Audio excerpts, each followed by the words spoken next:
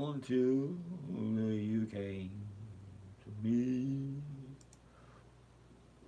Oh, but now I know that I will go on loving you eternally.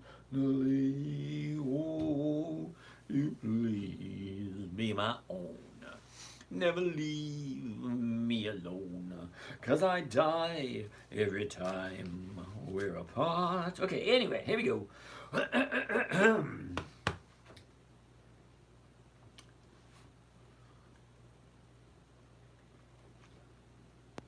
Stark, Melvin, Michael, Derek, yeah, Edgar, Panda, BB, howdy, howdy, howdy. John Watson, Blaney, good evening, Mr. Watson. Good evening, Watson, and how are you doing today? Uh, my dermal. My dermal. Hey, Doc, stay high and dry. It's not going to hit till tomorrow. So maybe I'll be on tomorrow night. Maybe I won't. Who knows? We will soon find out. Interesting situation we got going on. Shu, Tex Proud. Scotty, Wise Words. Aaron, Tater Kurt. Tater Kurt. What the hell kind of a name is Tater Kurt? Jeremy. Judith. Judy. I'm sure you've heard that many times. Steve. Simple. Right to the point. Steve. What's your name? Steve. How's it going there, Steve? Anyway, let's get started, everyone. Leonard, Andrew, Michael, George, Wise Prepper. Oh, that could be a good one. Anyway, let's get started. Gary, Panda. Hey, everyone, this is James from A Dividend Stock Talk, brought to you by The 10-Minute Trader. The 10-Minute Trader. You can check my website, the10minutetrader.com, blah, blah, all that kind of nice, neat, fun stuff. It's a little bit past 9 o'clock. Chris Donnelly, hope I'm feeling better. I'm feeling much better. I said that pain in my chest. Every time I take a deep breath, laugh, cough, anything like that, it's like, ow, every time. Okay, so 9 o'clock, it is the 8th. Good evening, Tom. So today is Tuesday. We are in the second week of the second week of the fourth quarter. Second day of the second week of the fourth quarter. Here we go. Also known as week number 40 for the year. Milton is on its way to you. Yes, Slick Rick, I'm well aware of that. We've been prepping all day. Got nothing else to do other than just wait it out, watch some TV until the electricity goes out. Then what do we do after that? Then we hook up the phones to the TVs and we watch the internet through the TV, which is kind of cool. I don't know. We'll figure out something. It ought to be interesting. I got a nice book to read. Hope you're safe. Chris, thank you very much. We'll see what happens. You know, you never know. You know, it's either you're either a believer or you're not a believer. Okay? You can't believe halfway. I like that saying. You can't believe halfway. So if my number's up is what it is. All that being said. All right, let's get started. Now, it is Tuesday, the second day of the second week of the fourth quarter. Also known as week number 40 for the year. Let's jump in where we left off last night. Don't ask me why. We're going to look at VICI. You like that? McDog. VICI. VCP, I have no idea what the heck that is. It's a no. Why did that not surprise me? Now, Hollywood likes this one, CC. CC, Chemers. Okay, interesting. High, low, where was it? Where is it? What direction is it going? Lovely. Currently sitting at 1993, so the 20 is going to be the closest. 15 to 25. Now, tomorrow's going to be Wednesday. So Wednesday basically means we only got 3 days left this week. Premiums aren't going to be that good for this week. So we want to take a look at next week's numbers. So this week is the 11th of October. Next week is the 18th of October. So let's take a look at the 18th of October.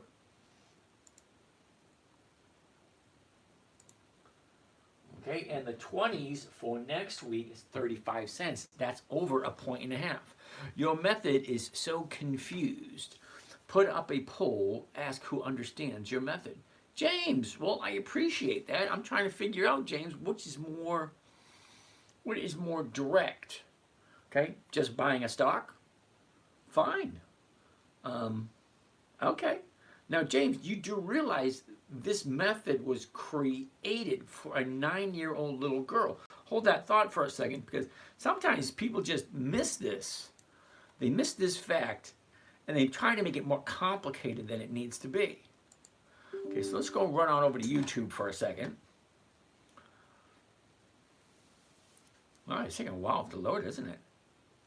Why do I only have one camera going? Only one camera. Uh-oh. One camera. I'm supposed to have two cameras. Hold that thought.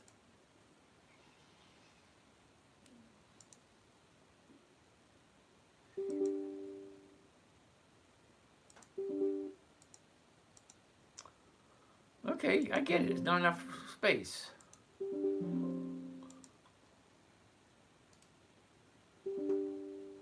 All right, having a little bit of issue. Okay, so why isn't it letting me shut off?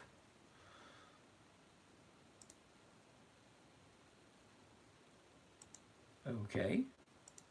Stuck in a loop. Gotta freaking love it.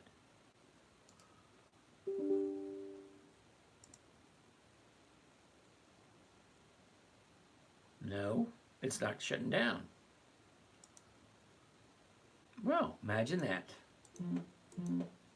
Yes, I get that, you dumb shit. Well, so much for that idea.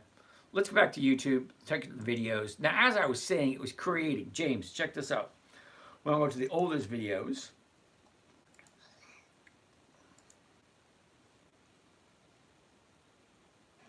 Hi, I'm Tracy, and as you being part of my internet website called Thingy, which my dad doesn't like me calling me that, but I do.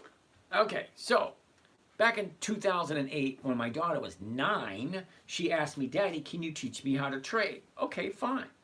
Now, to teach a 9-year-old how to trade in the stock market, well, here's some of the objectives I had.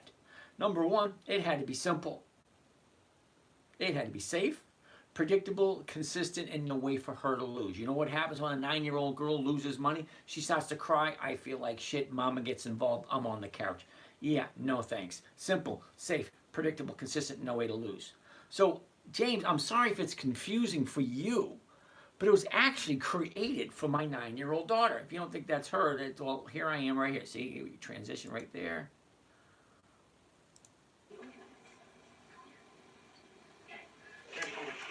Okay, that's me. 12 years ago, I had more hair. I still got that shirt, believe it or not. Shirt's about 20 years old now.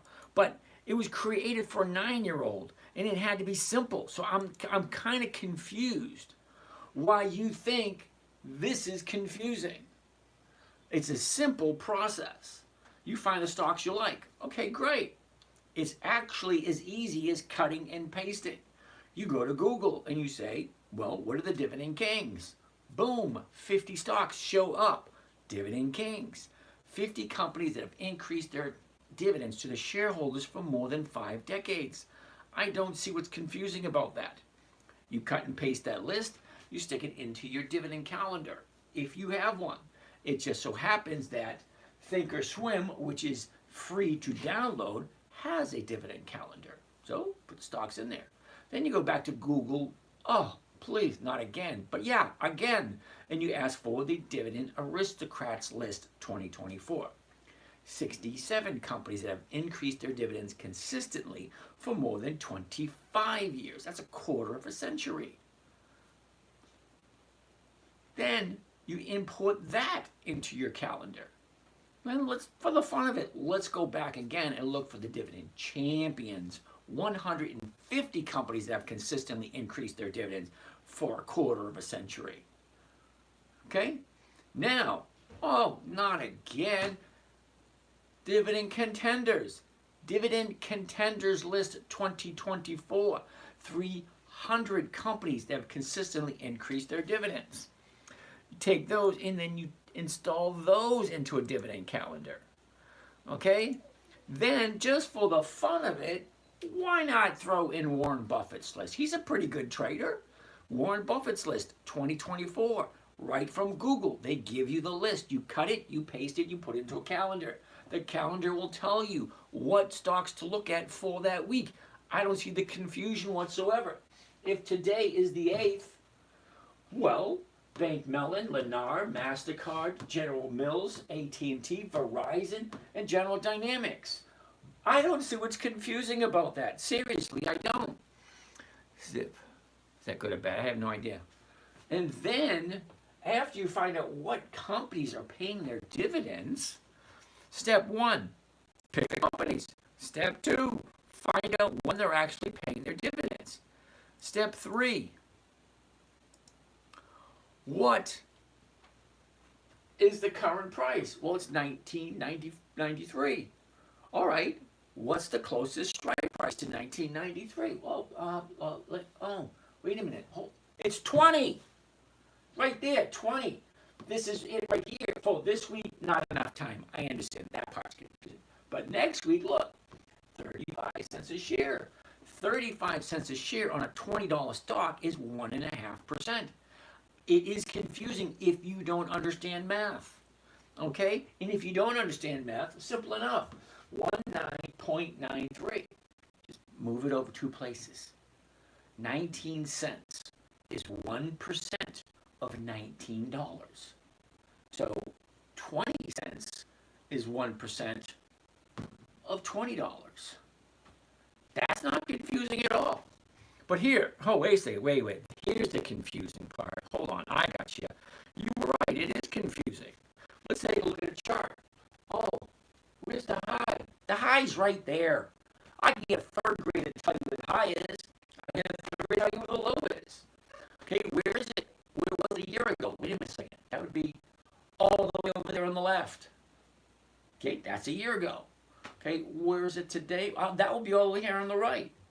Okay, the high, the low, where was it? Where is it? What direction is it going? Oh, let me think. That's a tough one too. High, low. Oh, it's going down. James, I have no idea why you're calling this confusing. Okay, it was created for a 9-year-old. Simple, safe, predictable, consistent, never lose. Okay, great. You can't understand it. Maybe you shouldn't be here. All right, let me go. Don't get me going on that tangent. I have enough issues on my mind. I don't know. I find a hard time understanding you. I don't know. Should I talk a different language? Comment ça va toujours? Ça va bien, no? No? How about some Spanish? ¿Cómo está usted, señor? What do you want? How about some Russian? Kagala, пожалуйста. What is confusing? You pick a good company, one that you don't mind buying and holding for a long period of time. Make sure it's profitable. Make sure it has weekly options. And then what is the chart telling you? Is it the right time to buy or is it not? Well, here's the high, here's the low, here's where it was, this is the direction it's going. Does it look like something you want to own? Do you understand what it is? Is it just me, or is what I'm saying foreign to you? Okay, MN, MSFO. MSFO, never heard of it. Let's finish up with Chalmers first. Chalmers. This is Hollywood's favorite. Anyway, so 1993, the 20 is going for 35 cents. If you don't understand math, you just divide the 35-cent profit into the 1993 purchase price. That will give you the rate of return. Now, as to if it's a good time to buy or not, that's going to be a total decision you have to make on your own. Okay, it's the high, it's the low, was, is, direction, blah, blah, all that stuff. A year ago, it's at $25.96. I'm a little bit off the table over there. There we go. The high of the year was at the end of the year, December 22nd. The high was $32.74. Then she fell.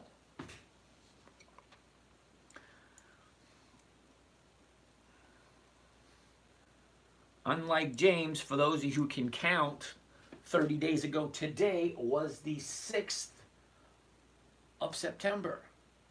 Okay, so what did it do in September? From the 6th of September, she went down, she went up, She went down again, then up, and then down again.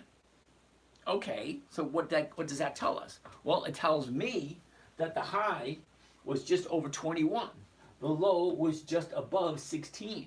She shoots up, get a little bit of profit taking, a little bit of bounce, and we thought it was going to go up today, but nope, it's coming down. So is it coming down, or is this just a blip? Don't know. Well, here's the thing. I didn't buy any of this week, only because I didn't like, it wasn't on my radar for this week. But other than that, if you like Chemers and you don't mind buying it and owning it at this price, well, why not?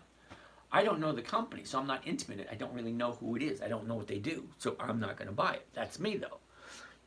One of you guys in the audience suggested it. Took me a bit as well, but you'll get there. Strategy is sound. Well, Ivan, thank you for that. Maybe you can talk with James. He's having an issue.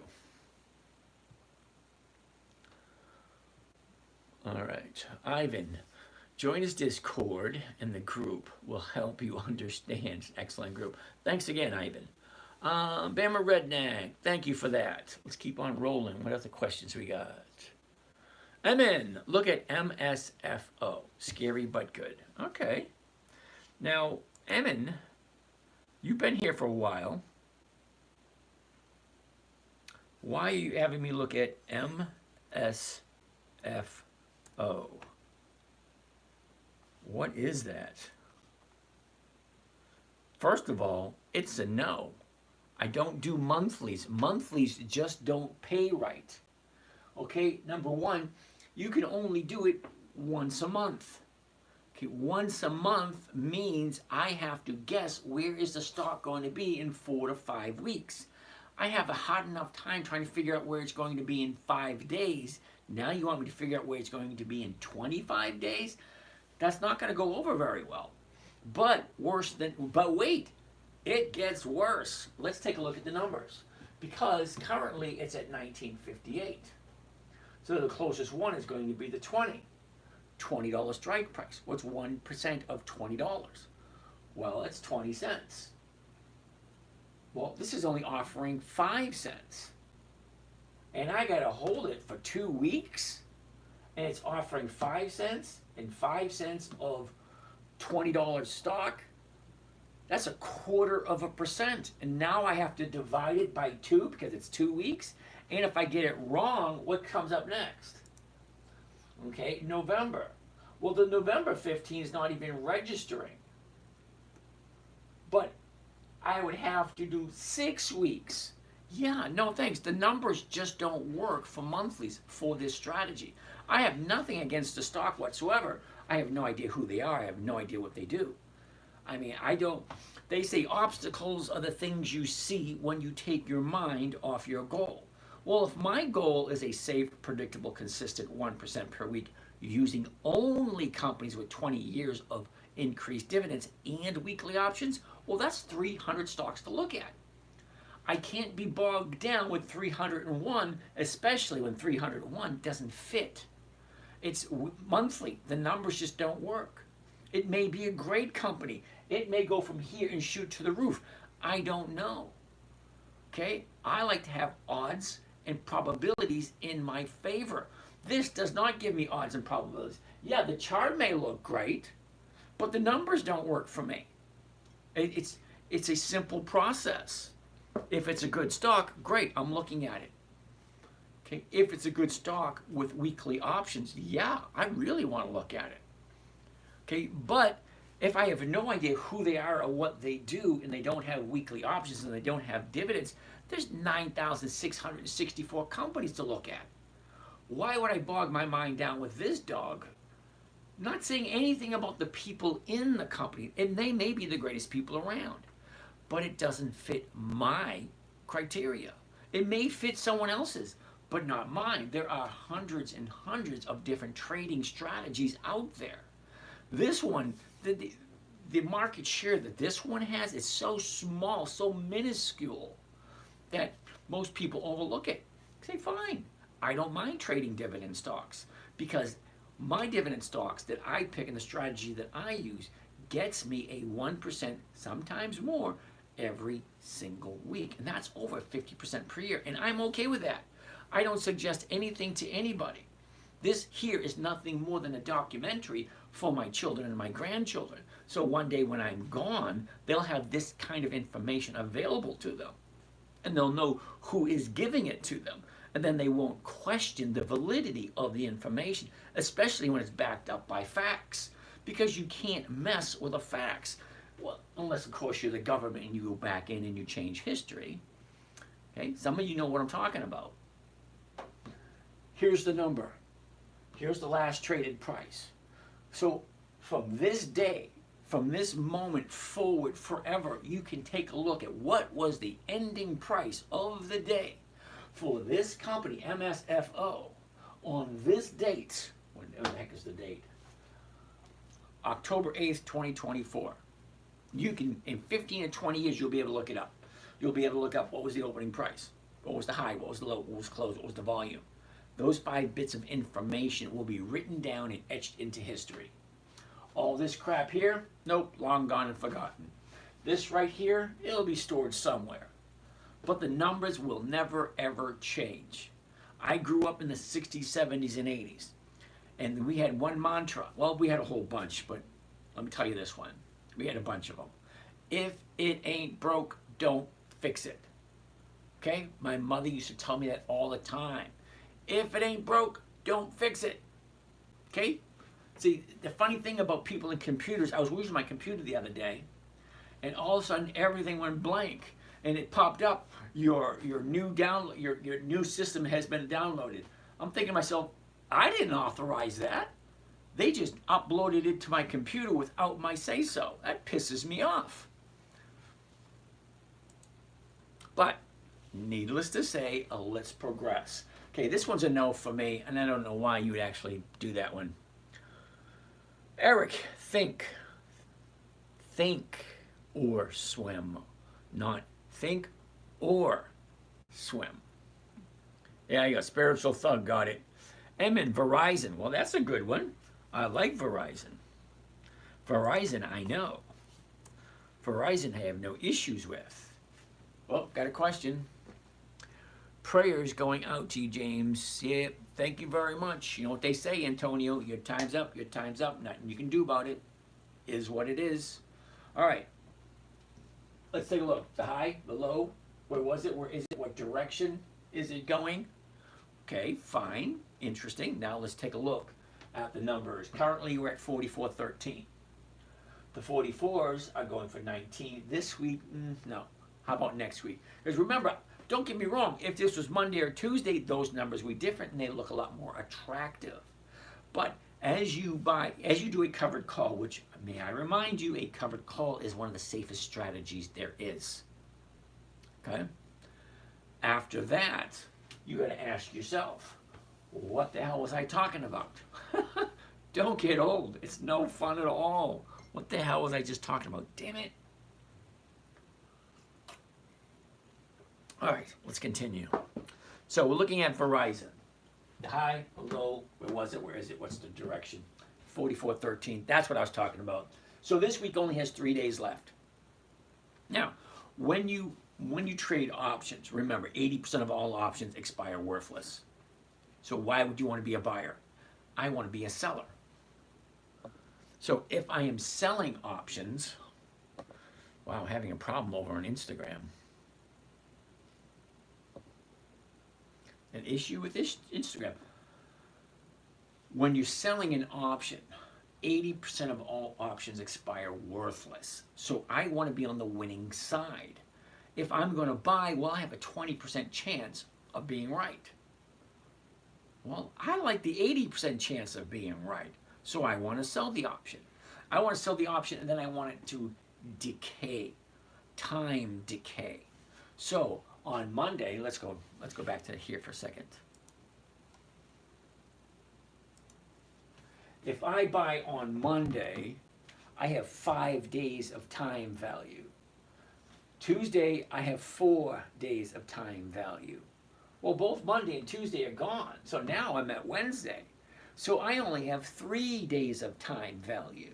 So now my possible profit has just been cut by 40%, or 20, 40, yeah, 40%. So Wednesday, this is all I got left, is a 60% chance on a full premium, because the premiums change as the days go by. And then on Friday, you have zero time value left. Only thing you have left is what's called intrinsic value. That gets a little confusing. So when I was teaching my daughter, it's buy a good company, sell it to somebody else for the exact same price you paid. That being said, you get to collect the premium, and the premium is usually more than 1% every single week. I don't see what you find confusing about that, James. I feel bad. The only reason I feel bad is because my name is James also. We have a reputation to keep as the Jameses. I know, that's stupid, but anyway, it is what it is. Okay, Ivan, aristocrats, kings, champions, contenders, then Warren Buffett's list. Yeah, that's all 5 of them. Emin, did you call Warren's pretty good? Well, Warren has a different trading strategy. Totally different. Warren Buffett's not looking for cash flow. He's looking for good quality companies. Well, he is looking for cash flow, but he's looking for annual cash flow. I'm looking for weekly. Warren Buffett would never approve of what I'm doing. He might look at it and say, oh, that's interesting. Never thought of that. He may say that. I don't know. But that's not his view. That's not his style of investing. Mine's totally different than almost anything I've seen. As a matter of fact, wait a minute, there's one ETF that has a covered call ETF. That's all they do, covered calls. But they only offer like 12% a year. Let's keep on going. That's Verizon. Okay, so Verizon, here's the high, the low, where was it, where is it, direction, blah, blah, all that stuff. So a year ago was the bottom for Verizon at $30.62. Check out this channel from January all the way to last month, all the way to August. That channel right there.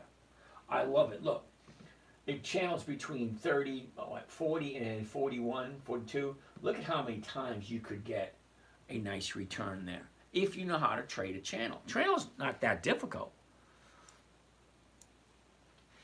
Let's open this up a little bit so you get a better look at it. So, here we go. Here we are right here. Look, up, down, up, down, up, down, up, down, up, down, up, down, up, down. Okay, if you follow it on a daily or weekly basis. Now, I follow it every day, twice a day. Reason being is I have a group that gets together and we do a morning trading group where we all meet on a Zoom call and we actually trade and we watch each other trade. And where our goal is a safe, predictable, consistent 1% per week. Wonderful. That being said, I look at it on the evening with you guys here. So I look at the stocks twice a day, in the morning and the evening. I don't want to sit in front of my computer all day long. As a matter of fact, when I turned on the computer 10 minutes ago, before I signed in, I didn't look at my stocks all day long. I look at it the first 15, 20 minutes in the day, and then at night, I turn it on again to see what happened. And I haven't even checked my accounts yet. I just turn it on. This is what I'm seeing. I probably won't even check my accounts tonight. I'll probably look at them tomorrow morning when I turn my computer on again. It's not time consuming for me. It's not meant to be time consuming. Okay? It's called the 10-minute trader strategy for a reason. It should take you less than 10 to 15 minutes a day. Now, I buy on Mondays. Are you even a profitable trader? Marshall, you are new here, dude. Marshall, my objective is a safe, predictable, consistent 1% per week. I have 6 different accounts. I share 3 of them with you. Hold that thought for 1 second. I love naysayers. They are my favorite. Okay. So, Marshall, I'm about to share with you my website called The 10-Minute Trader. Okay, here's all my social media, blah, blah, blah, you know, all that stuff. Down here, just below, I share 3 accounts. 1, 2, 3. Slide down a little lower. Here's all the trades. Just click on any single one. Here's the timestamp over here, what the trade was, the buy and the sell, the profits down here, blah, blah, blah, all that stuff. Now, if you take a look, 1 week at a time. Week number 31, week number 32. Okay, week number 31 is the 5th week of the 3rd quarter. Week number 32, the 6th week of the 3rd quarter, so on and so forth. Okay, so let's take a look at some of the numbers, shall we? 2.85%, 3.15%, 1.72%, 0.72. See, I don't always make 1%. Okay? 4.5, 4.05. This one I haven't calculated this one yet. I'll get to it. It's like I'm retired, so it's not that high of a priority to me. But yes, I am extremely profitable trader. I make close to 50% every single year for the past 15 years. The reason why you've never heard of me is because this is the first time I'm able to get online. You like that, Marshall?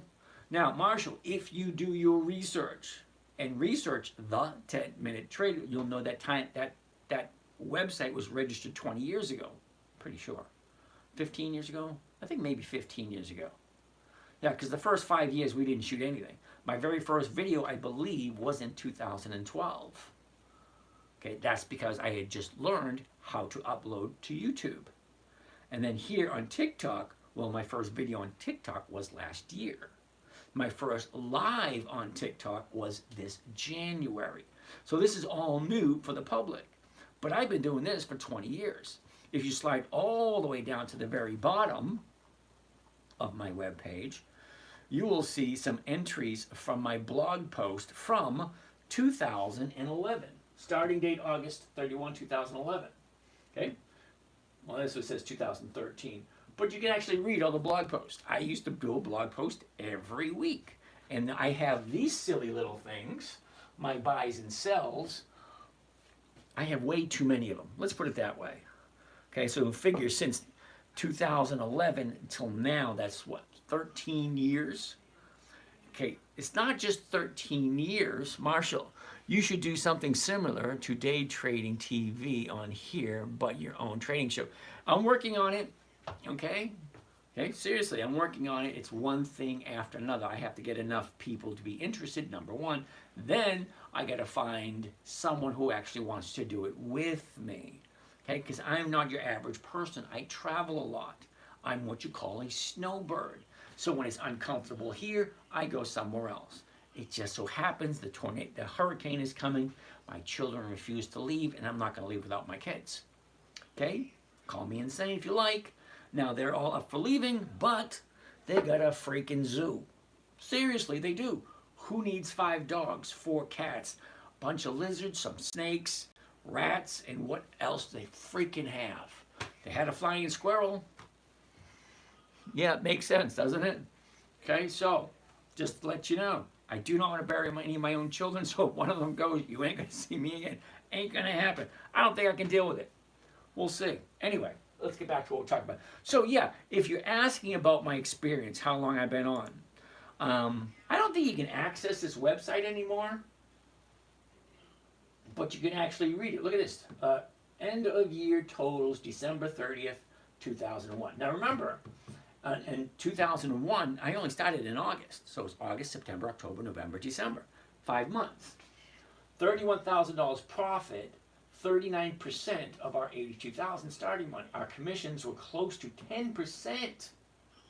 We will be working on trying to lower this in the upcoming year. Interesting. You know, I reread some of this stuff and I think to myself, you know how it's odd when you write something and then 10 or 15 years later you reread it and you think to yourself, wait a second, I remember that. I remember that. So I remember writing that down.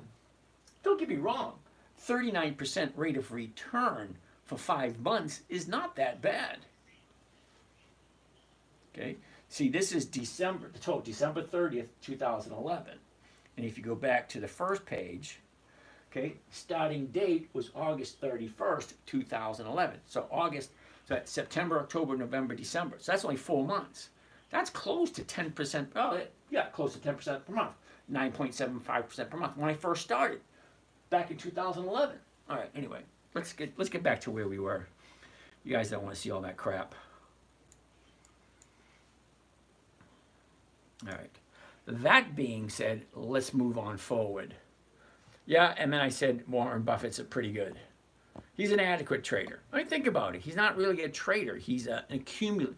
Let's call it accumulator. An accumulator. Do you do options or do you only? Okay, now, Marshall, I do stock options. Okay, I do stocks and stock options with a trading strategy called the covered call, where you buy the stock and you sell the options against it. Okay, that is one of the safest trading strategies there is. Wow, I got a lot of questions I got to answer. There's an echo. Yep, there's the echo right there, so let's get rid of that one. All right, that ought to do it. All right. Confusing. All right, so I'm back where I started from. Damn simple. I don't know. I find hard time understanding you. Okay. Took you a bit. Joins Discord. Yep. Did all that. MSFO. Yep. Thinkorswim. Verizon. We looked at that. Aristocrats. Going back where we started again. Yeah. I mean, I did say Warren Buffett was pretty good. Andrea. Woohoo. Okay. Hi. Until I think it's a next week or two option trade. Cool beans. Let's take a look at it. INTC. Here we go. Oh, by the way, Andrea, your friend, I got to talk to him this morning. Okay, it's good getting to know. Okay, Marshall, it's good in getting to know you. I've been trading for 4 years now. Wow, 4 years is easy because we've had a nice upward market for the last 4 years, except for 2021, unless you are, depending on what you did in 2021, of course. All right, let's go. Learned so much from you and very clear. Thank you, Jellyfish. All right, Andrea, we're going to take a look at that for a second. Okay, user 3801. Didn't we call you Chuck last night? Rolls confuse me. Net credit debit. Okay, we'll talk about a roll in a minute. Let's finish up with Intel first. Now, Intel. Let's go to this side. The high, the low, where was it? Where is it? What direction is it going? Look, up, down. That's pretty easy to see. Currently, how long did it take you to get profitable? 5 years. The first 5 years I was trading was all my own, doing all kinds of weird stuff, finding out what was right, what was wrong. In 2008, my daughter jumped off my lap and said, Daddy, can you teach me what you're doing? So I had to create something that was simple, safe, predictable, consistent, and no way for her to lose. The safest trading strategy I could come up with is the covered call. It's almost like buying a stock, waiting to get to your profit, and then selling. But here's the thing. If I buy, okay, let's give you an example. Let's finish up at Intel first, and I'll actually show you an example, okay? So sit tight. So, Intel, it's 23.33. Now, we already decided there's only 3 days left for this week, and the option this week is not going to be as attractive. Because at 23.33, we're looking at the 23.50. That would be right here, 40 cents. All right, so that would work. It would work for this week. Great. Let's use this as an example, and I'll show you how easy it should be. Okay, that being said, let's take a look at the numbers. A year ago, 36.34. We topped off the year at, what was that, 50.52? Big drop here. Check out this big drop. So it drops from 30 all the way down to, what is that, like 21? From 30 down to 21. And it just rolls around the bottom for a little bit. But let's zoom into that bottom so we can get a better look at it. Why isn't this thing turning off?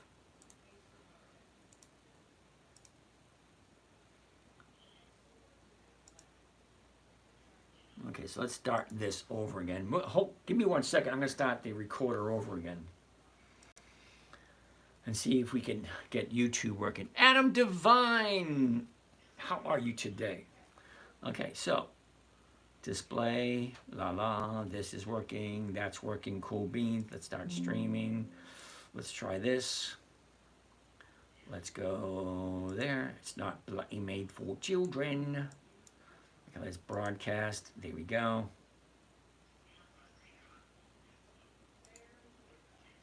Lovely. So it should be live now. So let's check and see if it is live. Let's go here. Let's go to YouTube for a second. Give me 1 second, guys. Okay, yep, there they are right there. 1, 2. Both of them live. So, this screen now should be live. So, it might be easier for you to see. Doing pretty good. Way to go, Adam. All right, so, let me see. This camera's not working. Instagram. Let's see if we can get the damn thing to work. Let's see if we can get Instagram to work. All right. Instagram's being a little picky. All right. Let's zoom into the last 30 days. Now, the reason why I like the last 30 days, it gives me a good idea of which direction the stock is moving. So, our bottom is here, 1830. Shoots on up, pulls back, and now she's going up again. Okay, great. So if we jump in at the current moment, now we have the opportunity to jump in tomorrow morning at 23.33. You better than me with using all that. Just go to live, show us.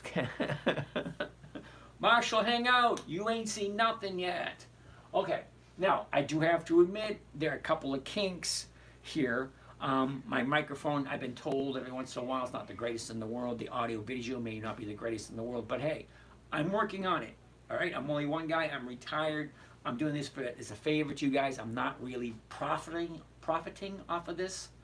So it's just to share my information and to set a, what do you call it, a documentation for whatever, for my children and grandchildren. So you guys are along for the free ride. How's that? Not bad. Okay. So currently the 23.25 is closest. 40 cents. 40 cents is going to be a nice price. Justin, what website or app do you recommend for buying? Okay, this is Thinkorswim. Okay, you can go to thinkorswim.com, download this for free. I don't get any money from it, so don't think that's a plug or anything like that. But I've been using this for 20 years. You can do your research on Thinkorswim. It was created by Tom Sosnos. Tom sold it to TD Ameritrade. TD Ameritrade just got bought out by Charles Schwab. So now Chucky owns this. They will let you use it for about a month or so for free, but they would like you eventually to either move your account to Charles Schwab. Do you believe in gap trading? Marshall, I love gap trading, but you're getting off track. I only teach one strategy here and only one. Remember I said I have 6 accounts. I share 3 of them with you guys openly, and I do the simple trading strategy first. If you go back, let's go back to the video. Oops, videos, oldest. Hi, I'm JC, and be as you being. There's only 21 days in the month of March. What does that mean? That means every single day you can buy a different stock. Every single day there's a different company paying out dividends. Yeah. I laugh every time I see that. But basically what I'm saying 15 years ago was each profitable company consistently pays a dividend every 90 days. Now, if you look behind me, you will see a whiteboard because they didn't have an EX dividend calendar back then. I had to create my own on a big whiteboard. But I also had to entertain a 9, well, actually in this video here, she's 11 years old. But I originally showed her and when she was 9 in 08. So anyway, that being said, okay, I tell you the exact same thing now as I did 12 or 15 years ago, because the strategy hasn't changed any. And yes, there are other strategies you can add to it and supplement in to get you a better rate of return. But remember, a better rate of return or a higher rate of return is going to require more information, more learning, more time involved, and at most, you cannot forget this, more risk. More reward, more risk. Okay, so the trading strategy I teach you here on this channel for free, no strings attached, is safe, predictable, consistent, no way to lose if you do it right. 1% a week is over 50% per year. Simple and easy. It was created for a 9-year-old. So I don't know what James is talking about, but besides the point, let's keep moving on. We're looking at We're looking at Intel. We're actually going to do a trade right now. So you guys, just in case I go too fast or you don't understand it, this screen here, the whole screen, is live on YouTube and recorded every night. So you can go to the YouTube channel, the10minutetrader.com, and watch all the videos over and over again. Rewind it, fast forward it, slow motion, all that kind of nice stuff. All that kind of nice stuff, just so you can watch it over and over and over again to make sure you understand it. Never buy something you don't understand. There's 9,664 companies. Okay, if you divide it in half, half of them take all their profits, put it back into the company for capital growth. So $1 million account, well, about $500,000 guarantee is risky. See, nothing is guaranteed in life except for death and taxes. So I can't guarantee you anything. All I can do is show you what I have done, and you watch and you see, and if it makes sense, great. Okay? There's no guarantees in life except for death, taxes. That's it. Okay? But if you buy a good company, remember the 5 rules. Never buy something you don't understand. Never sell at a loss. Make sure the company is consistently profitable. Make sure it has weekly options. And then check the numbers. We're about to go over the numbers right now. We're actually going to go through a trade and walk you through it. That way you can see the risk-reward factors. But it always comes down to a few key questions. Here we go. Question number 1. Does it make sense? Okay? Question number 1. Does it make sense? Question number 2. Do I like this company? Well, it's Intel. I grew up in the 60s, 70s, and 80s. I know who Intel is. I know what they do. I watched them go from nothing to what they are today. So the question is, do I believe in them? Do I want to buy that stock, own it, and hold on to it? Never buy it unless you want to hold on to it because you might have to. But that's not my intention. My intention is buying it for this price, selling it for this price this week. Buy it first thing in the morning. Sell the covered call. Catch my 1%, and hopefully be back into cash by Monday. Because if we go to the calendar, okay, we go to the calendar, well, here's where we are now, Tuesday. Well, all we have is 3 days left, Wednesday, Thursday, Friday, to the end of the week. Either it's going to be at 23.50 by Friday or it's not. So what happens if it goes above 23.50? Let's say it goes to 25. I really don't care. I'm not looking for capital appreciation. I don't care if the stock goes up. I'm looking for the 1%. Once I get that, I say, thank you very much. I will see you again in another 30 days. 90 days, sorry. Because they pay their dividend every 90 days. And if you take 300 companies, each company paying a dividend every 90 days, that's 1,200 different opportunities to collect a dividend check per year. Okay, so let's divide it into quarters because there's 4 quarters. January, February, March, quarter 1. April, May, June, quarter 2. July, August, September, quarter 3. October, November, December, quarter 4. 4 quarters. We are currently we are in week number 40 for the year. Okay, I don't trade Forex. Sorry, I used to years ago. I don't want to sit in front of the computer all day.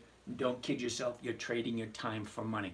At some point when you get older, money has less value, and time with family, time with friends, watching a sunrise, watching a sunset is more important than collecting the almighty dollar. Especially when they can print dollars out of thin air and they're absolutely worth shit. Okay? The only reason they're worth something because we all agree that they're worth something. All we have to do is just change our mindset. You know what? Rather than the dollar, let's go to crypto. It's instantaneous and it's anonymous. Okay, anyway, let's get back to where we were. And I forgot where we were. Damn it. All right, so as I was saying, buy it at the opening price. Sell the option. Okay? Collect the 1%. If it is above the strike price that I sold, by the 11th at 4 o'clock. Then on Monday, the 14th, I'll be back into all cash. And I get to do it again with another company. Okay? Because I get 300 companies. You stick them into one quarter. That's 13 weeks. 13 weeks. That means there's about 20 companies every single week that are, no, not 20. About 12. Yeah, 12 times 13 is about 300. Somewhat like that. But every week I have plenty to choose from. So pick a good company. Grab your 1%. Great. 1% a week is 50% a year. I don't see what's wrong with that. Let's move up. Oh, wait a second. We're actually going to do a couple of trades. So let's do a couple of trades using Intel. Okay, so INTC. Now, we like the 2350, so let's actually take a look at a 2350 trade. First thing we'll go. Now, I love Thinkorswim because everything is so handy. I don't have to do anything. How much do I risk percentage-wise per month? 98%. Marshall, I see no reason. Especially, now, I don't suggest you guys doing the same thing that I do. Really, I don't. I've been doing this for 20 years. Okay, first 5 years, not so great. The last 15, one I implemented, one I taught my daughter. Think about that. Even I do better using that strategy than the other stuff I used to use. Don't get me wrong. I used to make a lot of money using other strategies. But then I'd lose it also. This is the only strategy I ever came up with in 20 years that's actually consistent. So, that being said, okay, you didn't hear a word I said, Marshall. I risk 98% to make 1%. Think about it for a second. If you have money, let's say you have $100,000 and you invest all of it at 1% a week, that's $1,000 a week. So if you only invest 10% of that, $10,000, and you make 1%, well, that's $100 a week. Now, I've been doing this for 20 years. I have no problem whatsoever buying Intel. I have no problem whatsoever buying Ford, General Motors, Kohl's, Macy's, International Paper, IBM, Ford, Home Depot. Look, anyway, if you stick around and watch all the different companies I buy, you will understand. Never buy something you don't want to hold on to for the long term. That being said, let's go back to Intel. First thing I want to do is I want to change it from single to a covered call. I asked you a month and you said 98%, so it's 1%. Okay, fine. In your humble opinion, what should I do with my money? Because if I'm not investing my money, if I just let it sit there in cash, what the hell good is that doing me? Inflation is eating away at the cash, but you know it's not? Investing in a company. By owning a portion of a company, regardless what happens to the valuation, I still own a portion of the company. So whatever profits they make, I'm entitled to a portion of the profits. And if it's a company that consistently increases its dividends every single year, well, then my situation gets higher and higher and higher every year. Okay, so I don't call it a risk, because when you invest all your money, 100%, well, you're risking losing all your money. If you don't invest anything, well, you're running the risk of not making anything and having your money be eaten away by, what do they call that? Quantitative easing. What a load of bullshit that is. It's inflation. It's money printing. Let's call it what it is. That's really smart, because most people risk 1% to make 98 cents and they lose long term. Okay, so you doing the opposite of what they do. Well, I'm doing what they call odds and probabilities. Hold on, and I'll explain that in a second. Okay. Number one, like I said, odds and probabilities. If 80% of all options expire worthless, well, I want to be the one selling those options. Okay? Why would I want to be on the 20% side? All right, I want safety, simplicity, predictability. Did I say consistency already? Anyway, I want safety on my side. okay? I'm looking at a good trade. Now, before I even get to this point of actually doing the trade, I look at where the stock is moving. And where the stock is moving gives me a good idea of where it's going next. Because if you take a look at stocks, they do the exact same thing all the time. Okay, take a look. Down, up, down, up, down, up, down, up, down, up. That's all they do. They do not come to your house and make your bed. They do not fold the laundry. They don't even wash the dishes. Imagine that. They won't take out the trash. Dividend stocks don't do anything other than go up and come down. And guess what? After that, they go up and they go down. That's all they do. So if you're watching them, can I remember, this is your money. Nobody has more interest in your money than you. And if we don't get the count up pretty soon, I'm going to reboot, because I love rebooting when we get to around 55. So it's your money. And if you're not paying attention to what's happening in your money, well, nobody else is. Okay, give it to a money manager. He'll take advantage of it, and he'll give you what he thinks you deserve, not what actually he makes from it. So if that's all they do, go up, down, up, down, up, down, I want to be in the right place at the right time. Albert, how are you today? So if it is in a downturn, if it is in a 30-day down situation, okay, and it's headed to the upside, well, that's where I want to buy. Because stocks go up, and when they come down, they turn around and go back up again. You're going to make most of your money in the stock market buying low, selling high. Have you tried going live on TikTok? Marshall, that's a funny thing you're saying that. Because everybody over here, you see where my finger is? Everybody over here is probably laughing.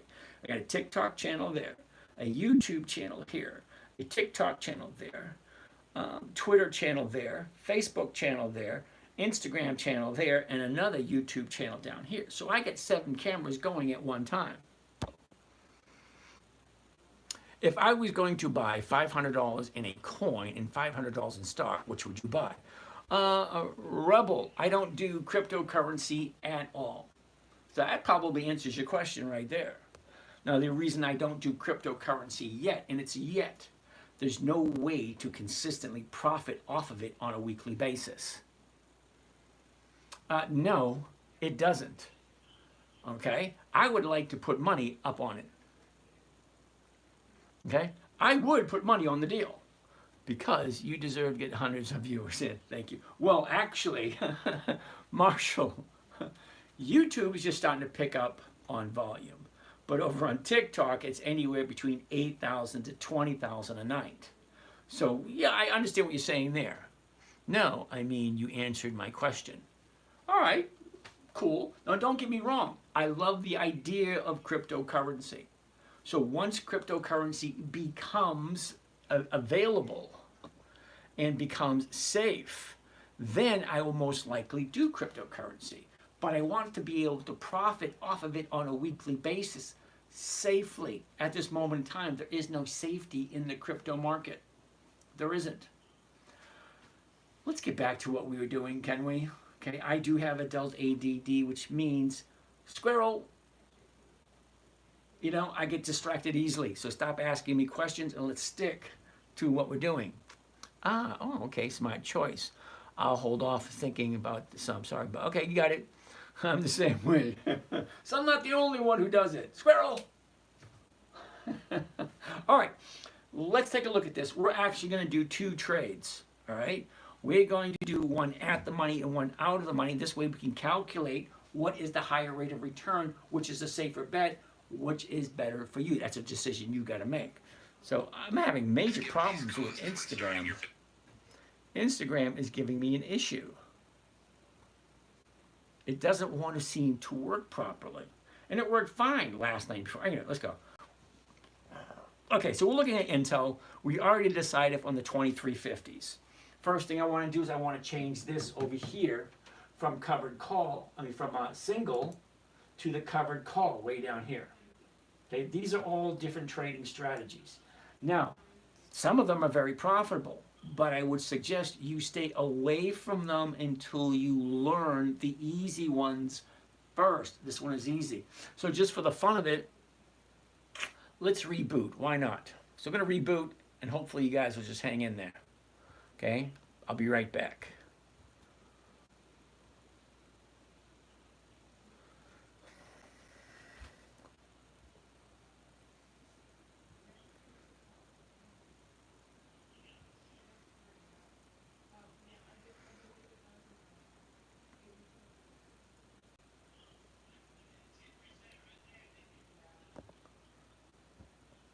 Come on. All right. Let's give them a couple of seconds for them to get back online before we continue. So let's wait a couple more people to show up, and then we're going to jump in and get there right away. So for you guys over here on YouTube, thanks for showing up. There's another group down here on YouTube. How are you guys doing? Now, Instagram, I'm having issues with Instagram for some strange reason. I don't know. Adam, Trucker, Bad Wolf, Simone is here. Woohoo, Simone. Joe Ponzi, how are you today? Looney Tunes. That's all, folks. Old dog. Holy shit, I haven't heard from you, seen you for a while. Naughty Woo, how are you? Adam Devine, can you check APA later? Yeah, Adam, remind me. I'll write it down. Never mind, I'll write it down. APA. All right, see what we can do about that. Matthew, Hollywood's in the house. JC, real estate. Are you on TikTok right now? Yes, I am. Matthew Mo, how are you doing? Okay, let's go. Now we're going to finish up with the examples that we showed a little while ago, and I'm also going to record it. Okay, so here we go. Let's record this one. All right, we're looking at Intel at this moment, and we are going to do two examples of a covered call. Currently, the stock at this moment in time is 23.33. Dividend stock talk.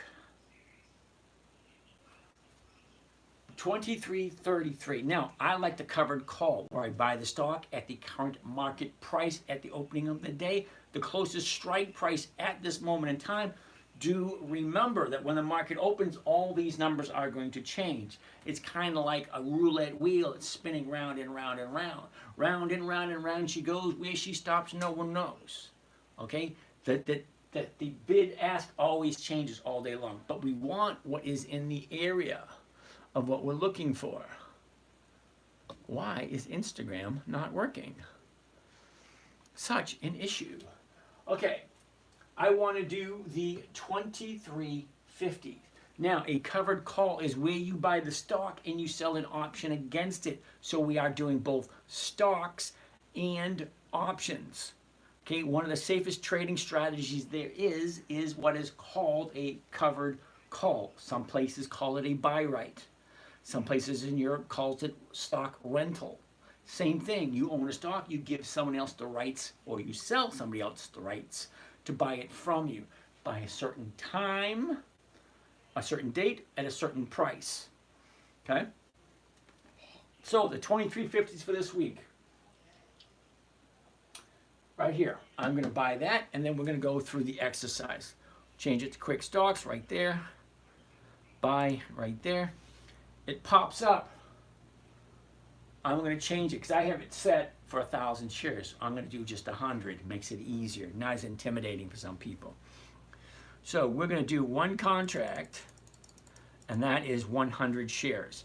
I'm going to do it at the market because I like it to be filled instantly. I don't like to wait around. All right, that being said, here's the order here. Okay, I am buying 100 shares of Intel. Then I am selling one contract of Intel for 11 October 24. That's in 3 days. That's this Friday. Okay, the $23.50 call strike. There are dozens upon dozens upon dozens of videos on YouTube explaining what a covered call is and how to profit from it. If I do this one here at the market, let's see what it actually looks like. Buy one covered Intel 100s. Those are the weeklies. 11 October 24. That is this Friday. The $23.50 call strike against the stock Intel to open to open. That is two trades in one order. I am buying the stock to open the order. I am selling the option against those stocks to open a option order. Okay, so the stocks I'm doing the right way, buying it. The options I'm doing it backwards. I'm selling it first and eventually I will buy it. Okay, so the maximum profit on this trade is $59.50 for one contract. So let's bring up the calculator. The big guns, $59.50 is the profit for one contract. Remember why I said safe, predictable, and consistent? Predictable lets me know what I'm doing before I even do it. It's a simple, safe strategy. You buy the stock, you sell a covered call against it. Okay? If the stock goes up, great, you're back into cash. If it doesn't, well, you keep on the stock, you collect the dividend, you collect the premium, and you do it again the next week. Definitely having issues with Instagram. So let's shut it down and we'll reopen it in a second and see if that fixes the problem. Okay, so to figure out the rate of return, you take the profit, $59.50, and then you divide it by what the cost you. Albert, off topic, you should try Restream and stream to 80 platforms live. Yeah, see, I get that, Albert. However, I actually have that software running at the moment, but I don't know how to use it. I know how to use it on YouTube, and that's about it. But you're right, Restream is a great idea. So let's keep on going. So my profit, $59.50. What is it costing me? $2,291. That's very short of $3,000. Okay, so divided by 2291. Okay, see the price right here? 2291. Here's my profit, 59. Here's what it's costing me, 2291. What's my rate of return? 2.56% for 3 days. Okay, that's for 3 days, 2.59. All right, so let's say we're not going to do that one, and we want to go 1 week out. Could you sell the 23 put also, and if assigned, keep the call, put premium, and then write for 2 weeks? Mateo Jose Mateo, ¿qué pasa, amigo? ¿Cómo está? Yes, we can. That is called the wheel strategy, and it's a great strategy, but it's not what I teach here because it's not simple, okay? Because it fills in everything else, and it's a great strategy, really it is. But here, as an introductory trading strategy that's safe, okay? Buy the stock, sell the covered call. It's simple, it's safe, it's quick, it's easy. Now the wheel strategy takes a little bit more time, a little bit more effort, and you make a little bit more money. So it's a trade-off. Gracias, amigo. De nada. UGI. Okay. Now, we've seen what the profit is doing this week's. It's 3 days left. This week's 2.67. Is that right? 2.67? 2.59, sorry. So let's get out of here and let's change it to next week's. Okay? See, when I click on that right here, it allows me to change the date of the option. So right now I have it set for 11 October, which is this Friday. Well, the next one is 18 October. That's 2 Fridays away. Well, let's see what that one looks like. So 2 Fridays away. Now let's see what we're looking at. Well, now look, I'm walking away with 90. Is that right? 18 October. Okay. So now let's do the math. Because basically it's the same trade. We're just going out an extra week. So I get my calculator, clear that. Now we're looking at a $90 profit. See that right here? A 90 max profit, 90 bucks. Okay, and what's the cost? Well, $22.60 divided by 22.60, and that gives me a grand total of 3.98. That's 4% trade. Okay, so that's a 4% trade. So do I want a 4% trade going for next Friday, or do I want to do a 2.6% trade going for this week? Well, I'd go for this week first because it's only 3 days. Next week I have to hold it for what, 10, 11 days? Anyway, it is what it is. One of the main objectives you're going to come to is you need to change your thinking. rather than annual percentage rates. You're looking at weekly rates of return. Italy! Would you sell the 160 puts on Google for this week? Why would you ask that question? I don't like Google. Google does not have any dividends at all. Wait a minute, yeah, they do. They got one dividend. Adam, does the max profit mean the premiums plus the increase in the stock price? Not at all. No, no, no, no, no. Okay, the max profit is only for the premium itself. It doesn't include the difference between the purchase price and the strike price of $22.50, because that's an additional 17 cents per share. I know 17 cents per share doesn't sound like a lot, but the stock's only 22. All right, 22, 23, sorry. So yeah, that's a good point. All right, so let's keep on keeping on. So hopefully that helped out there. Let's move a little bit further. Could I look at DPZ?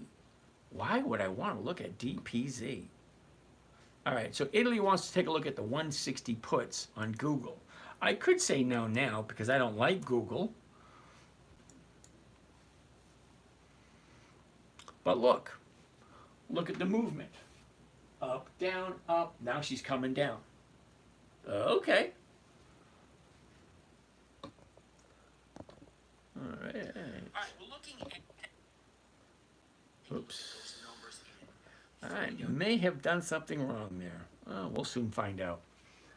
Okay, so here's Google right here. Up, down, up. Now she's coming down. It's currently at 165. The 160s are going for 40 cents a share. Well, it's coming to the downside. If you really like Google, why not just sell the 165? The 165s at $1.44 per share. Because this sucker's coming down. As it's coming down, that thing's going to expire to this. Anyway, I don't do Google because they don't pay dividends enough. They just started. So I'll be looking at Google in 19 years. It's just the way it is. John, could you look at DPZ? DPZ. Domino's Pizza. $411 per share. Okay. First thing we want to take a look at, John, is the high, the low. Where was it a year ago? Where is it now? What direction is it moving? Well, it's pretty easy to see. She shoots up, drops down, now she's going sideways. Pretty easy, right? So how do we use that information? Basically, you can use the information in this manner. Yesterday has a good possibility to look a lot like tomorrow. Okay, today looked a lot like yesterday.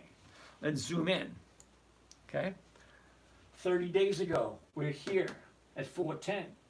Went up, came down, went up, came down.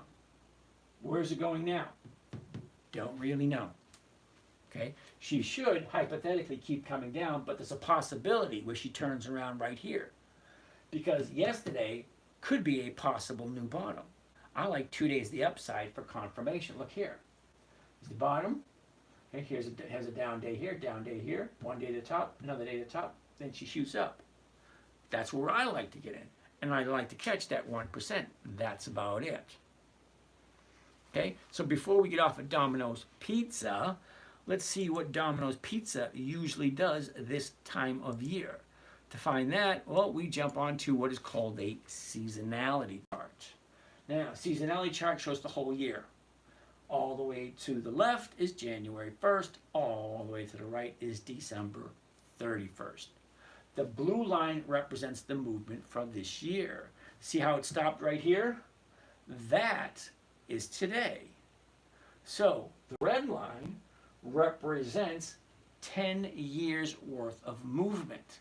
That's 2014, 2015, 16, 17, 18, 19, 20, so on and so forth. Gives us 10 years of movement. Well, we are into the fourth quarter right here. So let me switch a little bit. Into the fourth quarter right here. So this is where we are. I want to see this area here because look, it's going to the upside. And we're here now. So let's zoom in. I want to take my cursor, put it on the blue dot, click left, drag right, And there you go.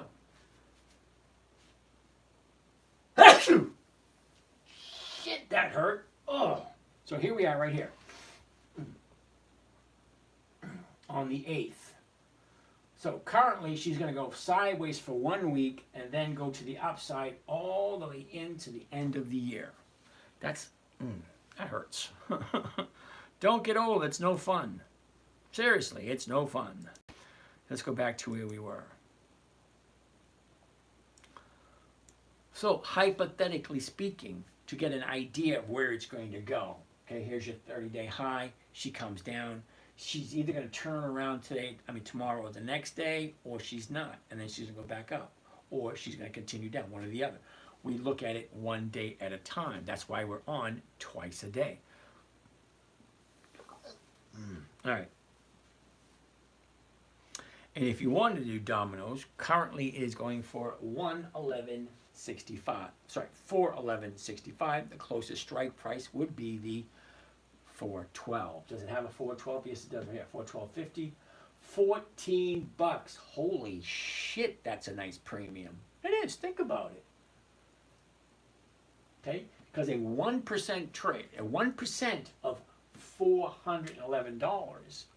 Well, it's only $4.11. It's offering 14 for this week, and it's offering 16 for next week. 14 would be better. You get in and get out.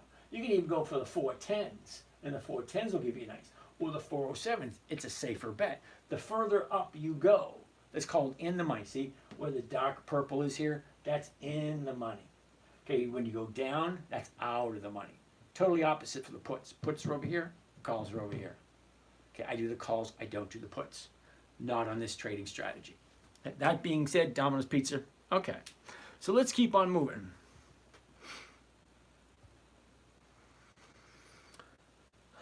All right. What stock are you discussing? We were discussing Domino's Pizza. Dina, how are you? Macy's or Dell, huh? Macy's. Just to let you know, I do own some Macy's. And here we are with Macy's. You ready? Go over this side. The high and the low. Where was it? Where is it? What direction? Well, up, down. That's pretty easy. Okay, I'd like to see what's going on right here for the past couple of weeks because that's what interests me. But before I go there, now the reason why I look at the 1 year first is I don't like buying at the high of the year. Well, the high is right here, 22. Well, it's not at the high. And I don't like buying at the low. Well, the low is right here, and that down here. This is somewhere in the middle. So, okay, let's see what's moving. Let's see what the movement looks like. All right? So, currently, 15.22. Well, the 15s are going for 35 cents. I lose 22 off the top. That brings me what? To 12 cents? Yeah, no. The 15.50s? Yeah, no. That's for this week. But look at next week.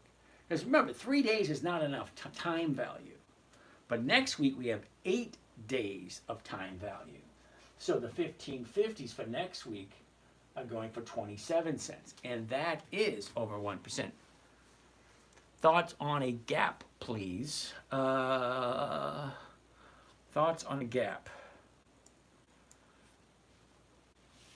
Well, are you talking about a gap like this?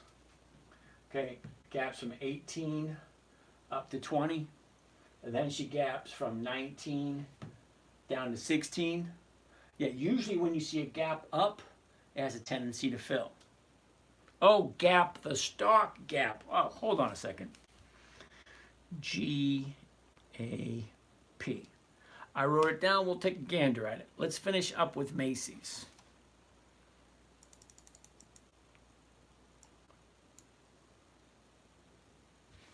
So, Jackie wants to take a look at Walgreens.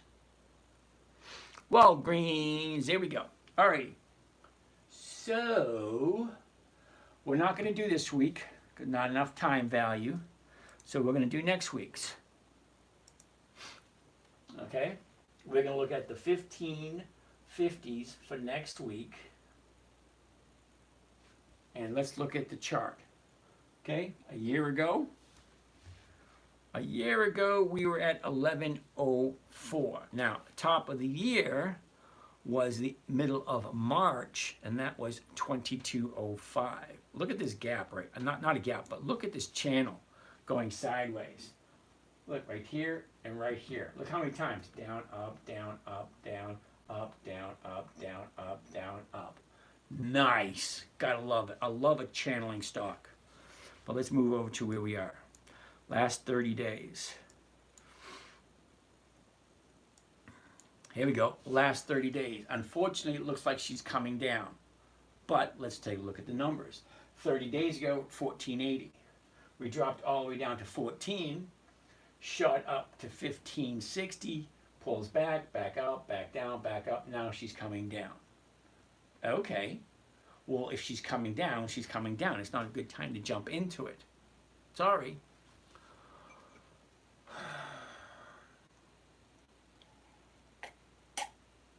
Okay, so Dina, Macy's doesn't look that favorable for this week, but in about a week or two, so I'm going to write Macy's down for next week. We'll take a gander at it again. See how far she actually comes down before she turns around and goes back up again. All right. What else do you want to take a look at? Dell. Ooh, I like Dell. Dell. Interesting. I like the charts. First thing I want to see. High, low. Where was it? Where is it? What direction is it going? Well, up, down, up. Cool. Simple, easy, right? That's the 1 year chart. That just gives me an idea of what it's doing for the year. After that, we want to jump in and zoom in a little closer to take a look at the last 30 days to get us an idea of where it's going to be next week. Because if I only want to hold for 5 to 6 days, well, I want to buy it, sell it, be out, be back into cash again. Because I want to do it again. 122. The 122s are going for 355. That's nice. Well, what's about this week? This week, the 122s are going for 215. I like that. Let's actually do one. But before we do, let's take a look at the chart. Okay? So, a year ago, Dell is at 67.31, shoots all the way up to 179.70, drops back down. What the hell? Hate when that happens.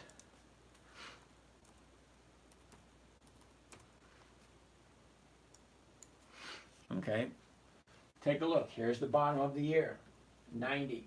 Sorry, not the bottom of the 90-day period. Okay, 90 up to 110, back to 100, up to 125, back to 114, back to 120. See that? Boom, boom, boom, boom. Okay, good. Let's look at the last 30 days. Gives us an idea of where she's going next. Okay, is it perfect? No, but it's pretty accurate because I consistently get 1% every week, right around 1%. Sometimes I don't make 1%, sometimes I make more than 1, but it averages out to over 1%. So 30 days ago, here's the 30-day bottom. Took 3 weeks to get to the high at 127, drops back down. Here's our new bottom right there. 2 days to the upside. Monday would have been a perfect day to jump in because you got 1, 2, 3, 4, 5 days to the upside. Well, cool. Could it keep on going? It's only 3 days left. So for 3 days, can it go up for 3 more days? Of course it could. Okay, that's the trend. Look, up, down, up. Stocks have a tendency. If you go let's go back even further.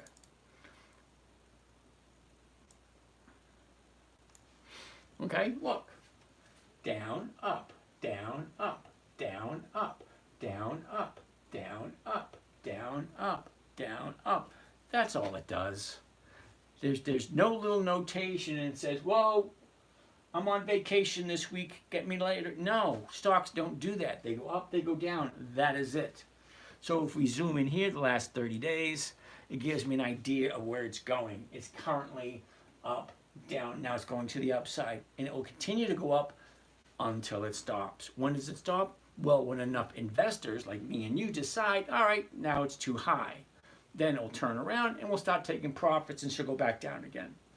It's repetitive. It's the same thing over and over and over again. It doesn't change, it doesn't stop, it doesn't let up. It's ever, ever, ever continuous. Now, the stock market has been around for over 420 years. Okay, let's move on. So you bought the shares and sold the covered calls. Now what does the scenario, how does the scenario end? Well, ISKI, the way it ends, okay, let's go back to here. Okay, we are on the 8th. Okay, so if I do Intel tomorrow morning, I buy the stock, I sell the option. Now, currently the stock is at 122. Okay, currently stock's at 122. There's Wednesday. If I sell somebody the rights to buy it from me at 122, come Friday, if it's above 122, I'll be back into cash on Monday. If it is below 122 on Friday, I get to keep all that money, I get to keep all the stocks, and then I write another covered call on Monday for the exact same price I paid for it. So if I buy it at 122 tomorrow morning, Friday she ends up at 121.99. Well, I keep the 1 or the 2%, whatever it is. I keep the stocks, and then I sell on Monday morning another covered call at 122. Exact same price I paid for it. Collect another premium. And you keep doing that week after week after week after week until it hits your goal. Okay, the number one objective is to never buy something you don't want to hold on to long term. If you cannot see yourself buying and holding on to Dell for a long period of time, okay, whenever it hits your target price, collect dividends, collect premiums every week consistently. When it hits your target, you get out with a profit, you say, thank you very much. I'll see you the next time you're in that position. Because I'm looking for the same position week after week after week. You see the vertical lines? The vertical lines are Fridays, okay? Here's a Friday, here's a Monday. Friday, Monday, Friday, Monday. Okay? 5 days at a time. I buy on Monday, I sell a covered call on Monday. The option expires on a Friday. If it expires in the money, great, I have all my cash back, and then I look for something else. Now, it's not really difficult for me to find something else, okay? All these green dots represent all the companies that have a dividend on those days. Look, there's like 30 companies in almost every day. 134. That's a lot of companies to choose from. And how many do we get here? 4, 8, 12, 16, 20, 28, 24, 28, 31. 31 companies on Tuesday. Well, that's a lot to go through. So I siphon them out. I figure out which ones are the good ones. Well, what I'm looking for are companies that are consistently profitable. Well, how do you figure that out? Well, I can go into the fundamentals and read all that crap, or I can go to the dividends. Because dividends is kind of cheating. Because the dividend is a portion of the profits that the company gives back to the investors. So if I'm an investor, right, and the dividends increase every year, and a dividend is a portion of the profits, Adam, how do you narrow them down in the Thinkorswim calendar? Adam, hold that thought for a second. Why isn't this one turning on? There it goes, now it's on. Adam, I'm going to show you that in 1 second, hold up. So if the dividends increase every single year, okay, a dividend is a portion, a small portion of the profits that the company gives back to the investors. So if that increases every year, well, logic, reason, and common sense tells me they're consistently profitable. There's no way you can give out more money every single year if you're not consistently profitable. Let's see if we can get it going now. Let's do that. Let's try this. Let's do that. Let's do this. Well, let's see if it works. That being said, how do you, okay, now he had a question. How do you put the stocks, all these stocks, into the calendar? Well, let's show you. You come over to where it says Market Watch, top left. Now, I only know how to do this in Thinkorswim because that's the only trading platform I like. Don't get me wrong, 15 years ago, I wrote a book on choosing the right trading platform. I looked at, I think, 30 different companies back then, but that was 15 years ago. That was a different world back then. Okay, great. But I found a good one that I liked, and I've been using it ever since. So on Thinkorswim, top left corner where it says watch list, the very next square next to it, to the right, it's going to be whatever it says because it's always different. Click on that and a big, huge drop down opens up. Slide all the way down the bottom and it says right here, create watch list. So once you hit create watch list, this pops up. So up in the top is what you'd actually name your list. Example could be Dividend Kings, Dividend Aristocrats, Dividend Champions, Warren Buffett's list, S&P 500 top 50 stocks. It can be whatever you want it to be. Now, once you put a label on it, you can enter the symbols one at a time, or you can import, cut and paste from a CSV file, which is basically an Excel file. Now, when you go to Google and search Dividend Kings List 2024, a whole bunch of websites will show up offering to give you the list of Dividend Kings for 2024. You cut and paste that list into the what do you call it? Watch list, creating a new list. Okay, get out of there. Let's bring this back over.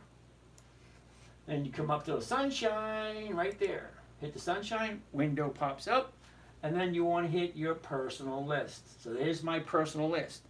Companies that are 100 years old, companies I do calendar spreads with, Dividend Aristocrats, Dividend Champions, Dividend Contenders, Dividend Kings, Docs Ideas, ETFs, my old list, high volume stocks, Warren Buffett's list, weekly options.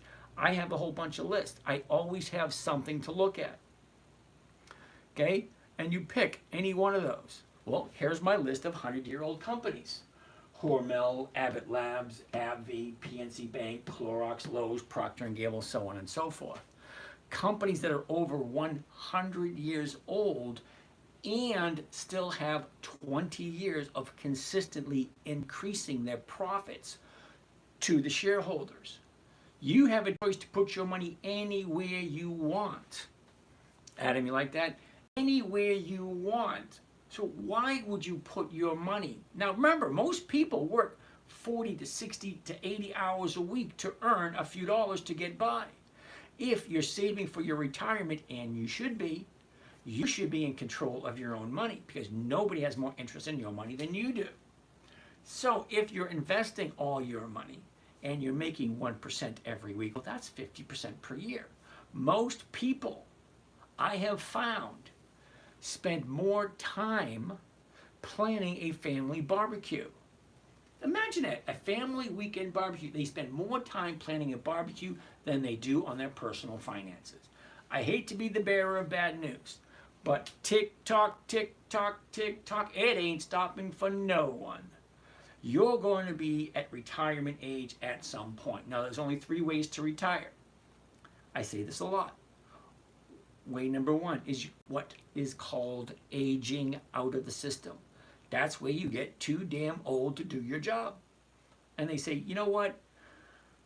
Grab a burrito, a taco, whatever, cocktail, go sit on the beach, watch the seagulls and count the waves coming in. You get too damn old to continue to work. Your body just can't do it. Terribly sorry. And I'm not one of these equal opportunity bullshitters that's saying you could do anything you want. No, you cannot. Okay? Number 2 way of retiring is called cashing out or walking out. When you have enough money invested that takes care of all your monthly bills. You can just say, well, you can take this job and shove it. I ain't working here no more. You don't, you have to figure out where you need to be in order to be able to do that. How much do you need coming in consistently, predictably, and safely every single week, every single month in order for you to walk out and say, hey, I have enough. I don't need anymore. Thank you. I will be moving on. That's called aging out. No, sorry, that's called walking out. So you either age out, get too old, you either walk out because you have enough money in your investments, or you get toe tagged. And we all know what that means. I've heard of many people dying on the way to work, on the way from work, or on the job. That's it. Only 3 ways to retire. Age out, walk out, or toe tagged. You decide. But don't kid yourself thinking it ain't coming. Don't think yourself you're going to find a nice rich guy to take care of you, or a nice rich girl to take care of you. Nobody has more interest in your money than you do.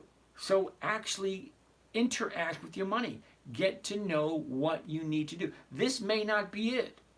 This is designed specifically for simplicity, safety, predictability, and I forgot the other one, but no way to lose. It's a safe way of getting a 1% return per week, and that's over 50% per year. Okay, if I listened to the powers that be, I'd still be working. Yeah, no thanks. I've been working since 1973. I have no desire to go back to work. I'm not saying that I won't, because I actually enjoy working. I actually believe in contributing to society. So right here, this is my contribution to society at this moment in my life. Eventually, I will open up another company. I'm not sure if it's going to be a manufacturing company or a service company. I don't know, but I will do something because I can't just sit around and do nothing. And I don't consider this as nothing because I'm here twice a day, once in the morning, once in the evening. But I have a lot of time during the day to do nothing. So I help my mother out with her house, help my kids out with their house, and we'll just keep on progressing forward. So let's see what else we got.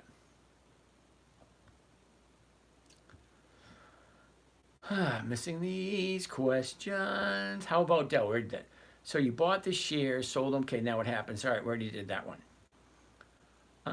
Dina, is there a delay regarding the beans? Kitchen keeps them getting occupied.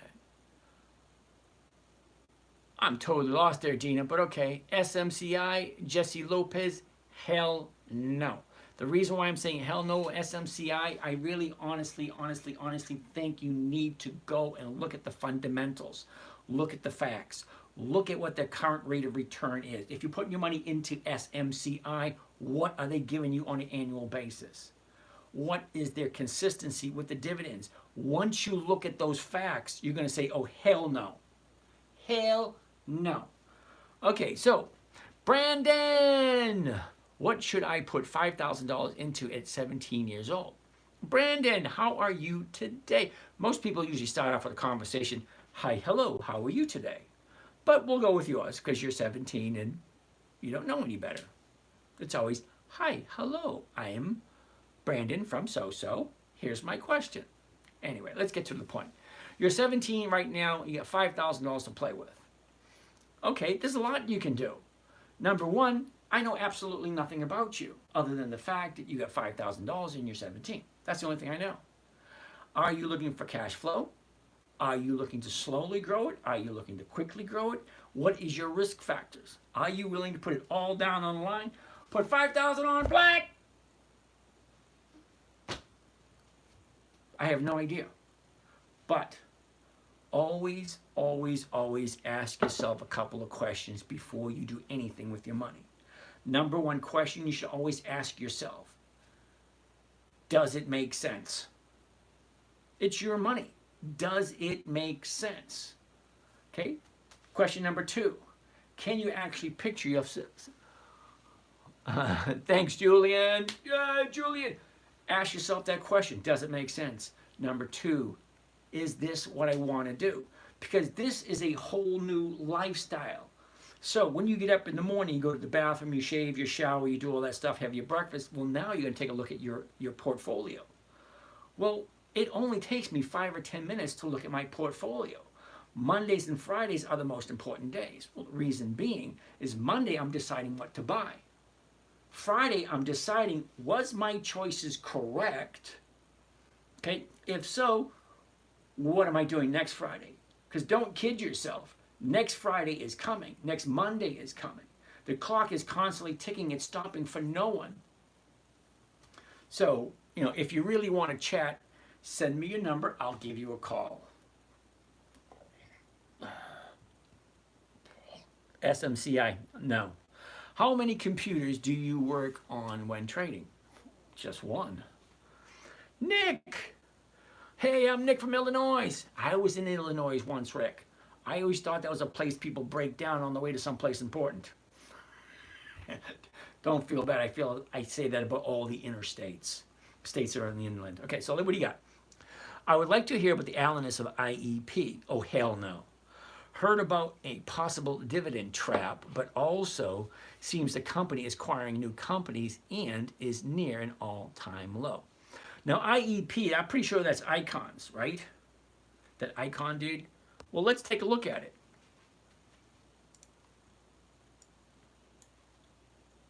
Okay, IEP. Yeah, I was right. Icon Enterprises. All right, so it does have weekly options. Okay, here's the current price. Here's the high. Here's the low. Here's where it was. Here's where it is. Here's the direction. Here's the bottom, bouncing off that, going to the upside. Well, it looks like a good time to buy. But this is all surface information. Okay, I know IEP. Let's go into the meat and potatoes. Now, for those you don't know, this screen right here is live on YouTube. So, hypothetically speaking, you could be sitting in your living room on your nice comfy couch, your recliner chair, bag of popcorn, a soda, beer, whatever, chill, relax, and looking at. Because you cannot see these numbers. You cannot see these numbers on your phone or your iPad. Okay, on a big screen TV, yep, you can see them. Then it makes more sense. Let's jump in and go to Yahoo Finance. You can go to any finance website. Google Finance, Yahoo Finance, the New York Stock Exchange, the NASDAQ information, Moody's. Any one of those companies will give you the detailed information I'm about to share with you. But I like Yahoo Finance. I've been using it for years and I know where everything is. So we're going to put IEP into the search engine, search bar, and here it is right there. Icon Enterprises LP. All right, now, it looks like a dividend trap to me. Let me explain what a dividend trap is. Hey, Hollywood's here! Woohoo for Hollywood! Okay, a dividend trap is when they give you they suck you in with a large dividend, okay, higher than normal. But they don't have the finances to back it up long term. Let me explain. As you can see, the stock price is $14. The dividend is $4. A $4 dividend on a $14 stock, that's a 29% return. That's freaking huge when we're talking about this. Now, Julian, got a question. Okay, Julian, I'm going to put your question up on hold for a minute bit, but I'm not getting rid of it, so just hold on a second. Now, when I say it's a trap, let's go over to historical data, because historical data doesn't lie. Dante's here. Cool beans. Historical performance. We want to look at historical data. Now, the reason why we want to look at historical data is because it actually shows you exactly what the dividends are every single month, every single quarter, or every single year. You cannot hide from the data. That's why people value data so much. All right, so here we go. 1387. I want to look at historical prices. Click on that. Now I want to look at dividends only. Okay, well, here's the dividend here. It's the last four. Now I want to look at all the dividends it's ever paid. Now I want to zoom in really close and show you the numbers. So Icon has been paying dividends since 1988. But let's look at the numbers. And one thing I want you to keep in mind, keep this in mind, the dividend is a portion of the profits the company gives back to the investors, and that's me and you. So listen closely to the numbers. So as the years go by, the numbers should get higher and higher and higher. That means the company is consistently profitable over and over and over again. So let's check it out. You ready? 1988, 49 cents. 1989, 49 cents. They not profitable the second year? 1990, 49 cents. 3 years and then not profitable? 1991, 49 cents. 4 years, no increase whatsoever. That doesn't sound good. Aren't you supposed to get better every year? But wait, it gets worse. So 1991, we're at 49 cents. Well, 1992, we're down to 24 cents. Am I reading that right? 4 years, no increase, no profitability. Year 5, they're cutting the dividends in half. So that means the profits are half as much as they were the previous year. What the hell would I want to put my money in here? But wait, it gets worse. So 1993, they're down to 12 cents a share. They cut it in half again. Hell no. But wait, it gets worse. Now you're thinking, how can it get worse?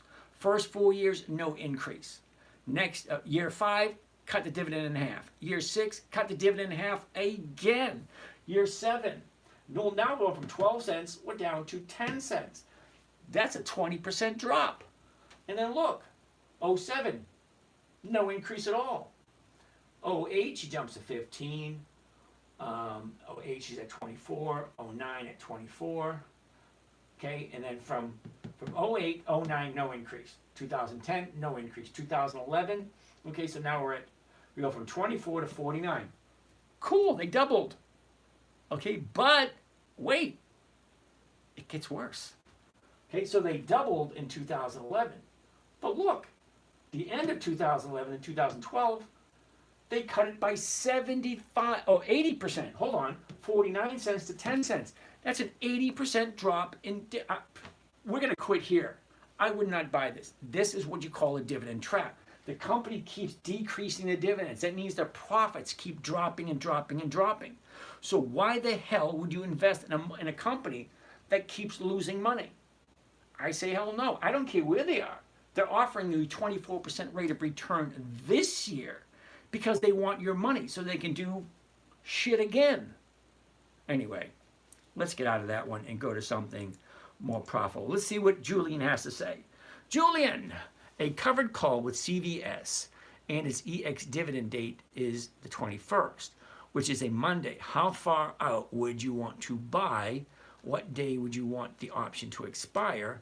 On the 18th or Friday the 25th? Good question. Well, let's take a look at CVS. CVS. Now, just to let you know, I do have some CVS. Okay, I believe they've been in business for about 100 years. Okay, there's a CVS in over every major city in the United States. I don't see a problem with buying CVS.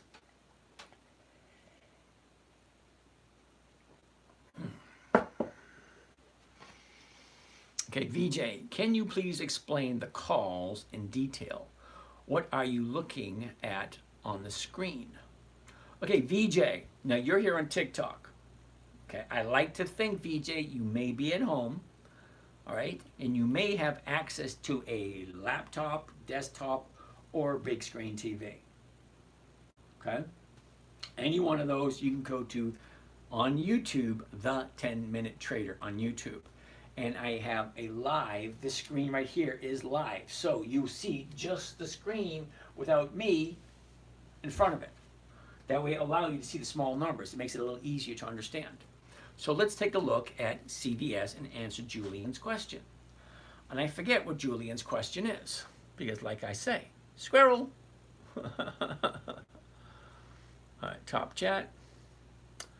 Julian, appreciate it. Thank you, Julian. Okay, so Julian's talking about CVS October 21st.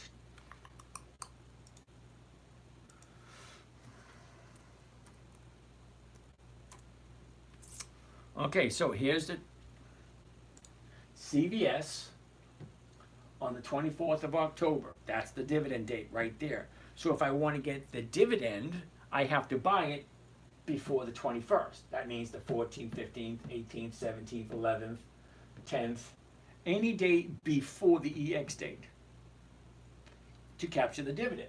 Okay, great.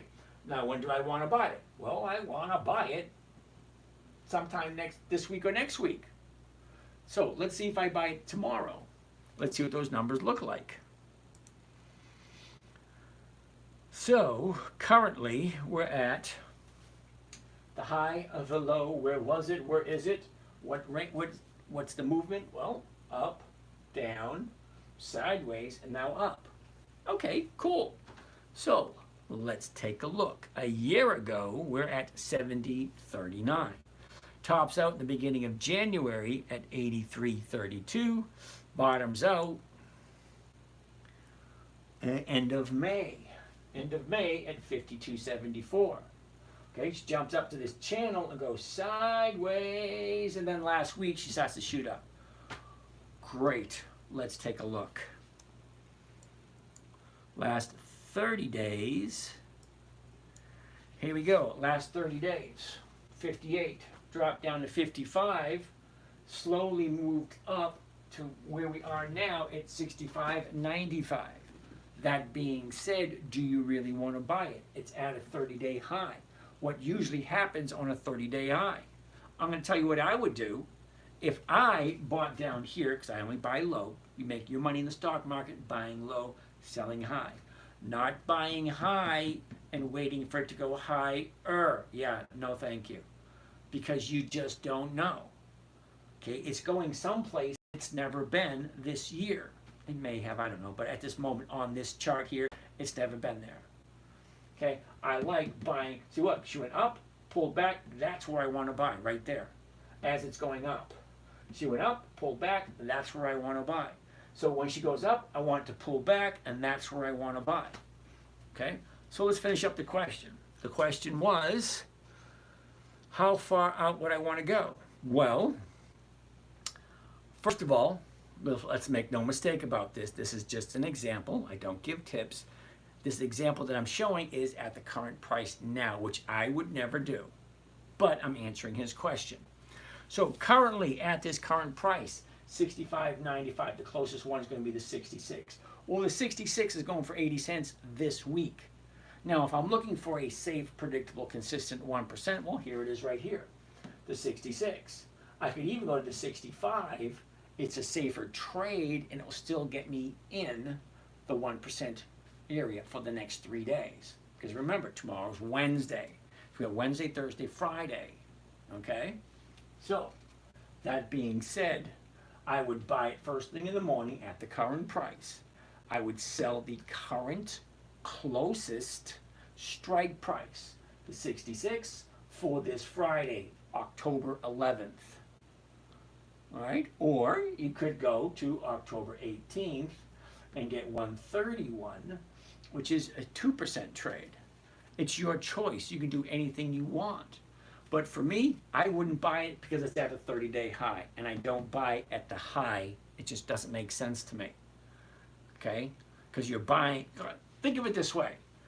Okay? You're standing on a ladder, on the top of a ladder, waiting for someone to bring you a taller ladder. Does it make sense? It doesn't make sense to me.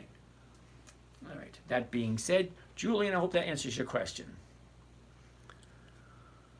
All right. Can you please explain the calls in detail? Okay, VJ, the calls are basically what's called an option. It gives you the right but not the obligation. And as an option seller, we are selling that right. Think of it this way, VJ.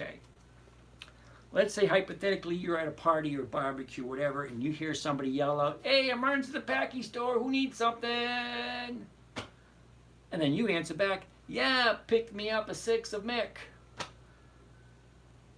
Then that person is going to run to the package store, grab you a 6-pack of Michelob, and say, hey, here you go.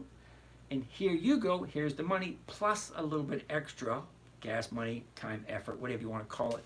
Same thing. If I'm buying it for $65.95, I'm selling it for $66. Okay, by Friday, because it expires on Friday. That means whoever buys it at 80 cents a share, that's kind of like gas money. It's like, hey, I need a ride here, throw me some gas money. Sure, no problem. Same thing. You're providing a service. You're buying a stock at a certain price. You're selling it to someone else at a certain price by a certain date. They're giving you a premium. And the premium is what I'm looking for, because the premium is usually higher than the dividend. Why would I want to buy a stock? Okay. Why would I want to buy CVS and only collect the 66 cents? Well, I could buy the stock, right? I could buy it at $65.95, sell it to somebody else for the exact same amount of money, 66, all right, it's 5 cents off, but 66, and collect 80 cents. Now, I do know that 80 cents is higher than 66, but also you get the difference between the purchase price, $65.95, and the strike price, 66. It's an extra 5 cents, not a huge deal. But 5 cents on top of the 80, well, that's 85 cents. Well, let's bring up the calculator and figure out what kind of rate of return that is. Okay, so we said 85 cents. And what's the purchase price? Well, the purchase price is $65.95. And that comes to a grand total of 1.28% for this week. Well, 1.28% for the next 3 days, that's really not that bad if you think about it. Because 1.28%, if you do that every single week, you only multiply it by 52, because it's 52 weeks in a year. That would give you an average rate of return of 67% for the year. And I don't know about you, but I don't know of anybody who consistently gets 67% per year. All right. Ivan, he won't do it. It does not pay a dividend. Thank you. Thoughts on IMAX? Alberto Carrero, ¿qué pasa, amigo? ¿Cómo está? Okay, thoughts on IMUX. I'm probably going to be a no, because I've never heard of it. IMUX. And Munich. Yeah, that's a no, dude. That's a no. All right. Reason being, it's $1.65. I seriously doubt they have 20 years of increased dividends. That's one. Number two, it's a monthly optional stock. Those right off the bat are a big fat no. I don't like them. The numbers don't work for me. I like a safe, predictable, and consistent 1% per week. This only has a monthly, which is 12 times a year. I like weeklies because that's 52 times a year. And I do know that 52 is better than 12. I could be wrong, though. So IMUX is a no. Which broker do I use? 007, J007, Think or Swim. Okay, Julian, is that okay to do a covered call on Wednesday or Thursday that expires the same week? Julian, brother, it's all about the numbers. I showed you the numbers. For 3 days, it's over 1%. Okay, if you do next week, you'll probably get 2%. But either way, it's a decision you have to make. Is 1% a week good, or is 2% for every 2 weeks good? I don't know. It's always about the numbers, Julian.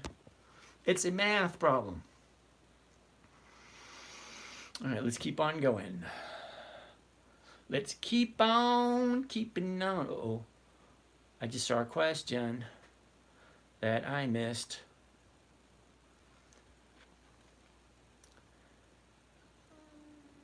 Oh, wow. How far did I go? Which broker do I use? Okay, here we go. All right, where am I? Julian, you're welcome. Okay, Neo Shop.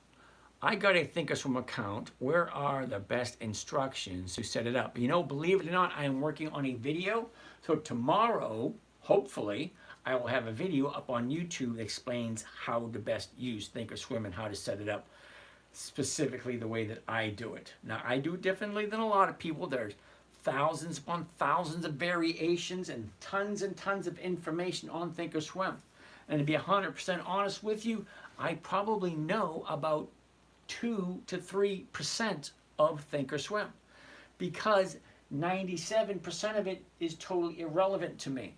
I don't need it. It does nothing but confuse me. You can get bogged down with information overload. There is a lot of information on Thinkorswim, and most of it you ain't ever going to use. Okay, let's keep on going. Keep cooking. Hello, be happy. Good point. Ooh, DVA wants to take a look at Clorox. Now, Clorox, CLX, is a dividend king. They are over 100 years old. Very safe company. If you grew up in the 60s, 70s, or 80s, well, you probably grew up with a white box with a blue label with red trim that says Clorox. Let's take a look. Okay, high, low, where was it? Where is it? What direction is it going? It's currently at 164. The 165, oh hell no. Double hell no. The numbers don't substantiate it. Sorry, I love Clorox, I do, but the numbers just less than desirable. Okay, user 8513723208291. Why can't your parents just give you a normal name like Steve, Oscar, Brad? I'm gonna call you Brad. All right, Brad. Hope all is well. Your views on Walgreens. I love Walgreens. I actually own Walgreens in about 4 different accounts. WBA. Another update. Awesome. All right. Hold that thought. High, low. Where was it? Where is it? What direction is it going? We can all see this. It's dropping, but look at the last couple of weeks. Got to the bottom, and she's bouncing off that bottom. You are not going to get any lower than the low of the year. And here it is right here. You're going to make your money in the stock market buying low and selling high. This is not a recommendation. This is not a tip. This is just giving you facts. Most people buy stocks low, sell high. But I like you guys who buy high and sell low. That works for me. All right. So currently it's at 907. So if I buy it at 9 tomorrow, well, it's 22 cents a share. Well, I'm losing 7 cents right at the top. Well, I take that 7 cents off the 22. Okay? I'm walking away with 15 cents, right? Now, 15 cents does not sound like a lot of money, but 15 cents on a $9 position, that is over 1.5%. And that's for the next 3 days. But the big question, do I like Walgreens? Okay, now Walgreens has been in business for over 170 years. 170 years. They own some a product, what do you call it? A makeup product line, beauty line, that's in 22,000 stores worldwide. It's not just the pharmacy. They own real estate. They own pharmacies. They own buildings. Okay? They're not going anywhere. There's 8,700 stores. Yeah, they're having an issue, and I say it every single night. The issue that Walgreens is having and why it's dropping is because, listen closely, the current administration does not want to prosecute for theft unless it's over $900. I really don't think there's anything in Walgreens that's $900 or more. Same thing with CVS, Walmart.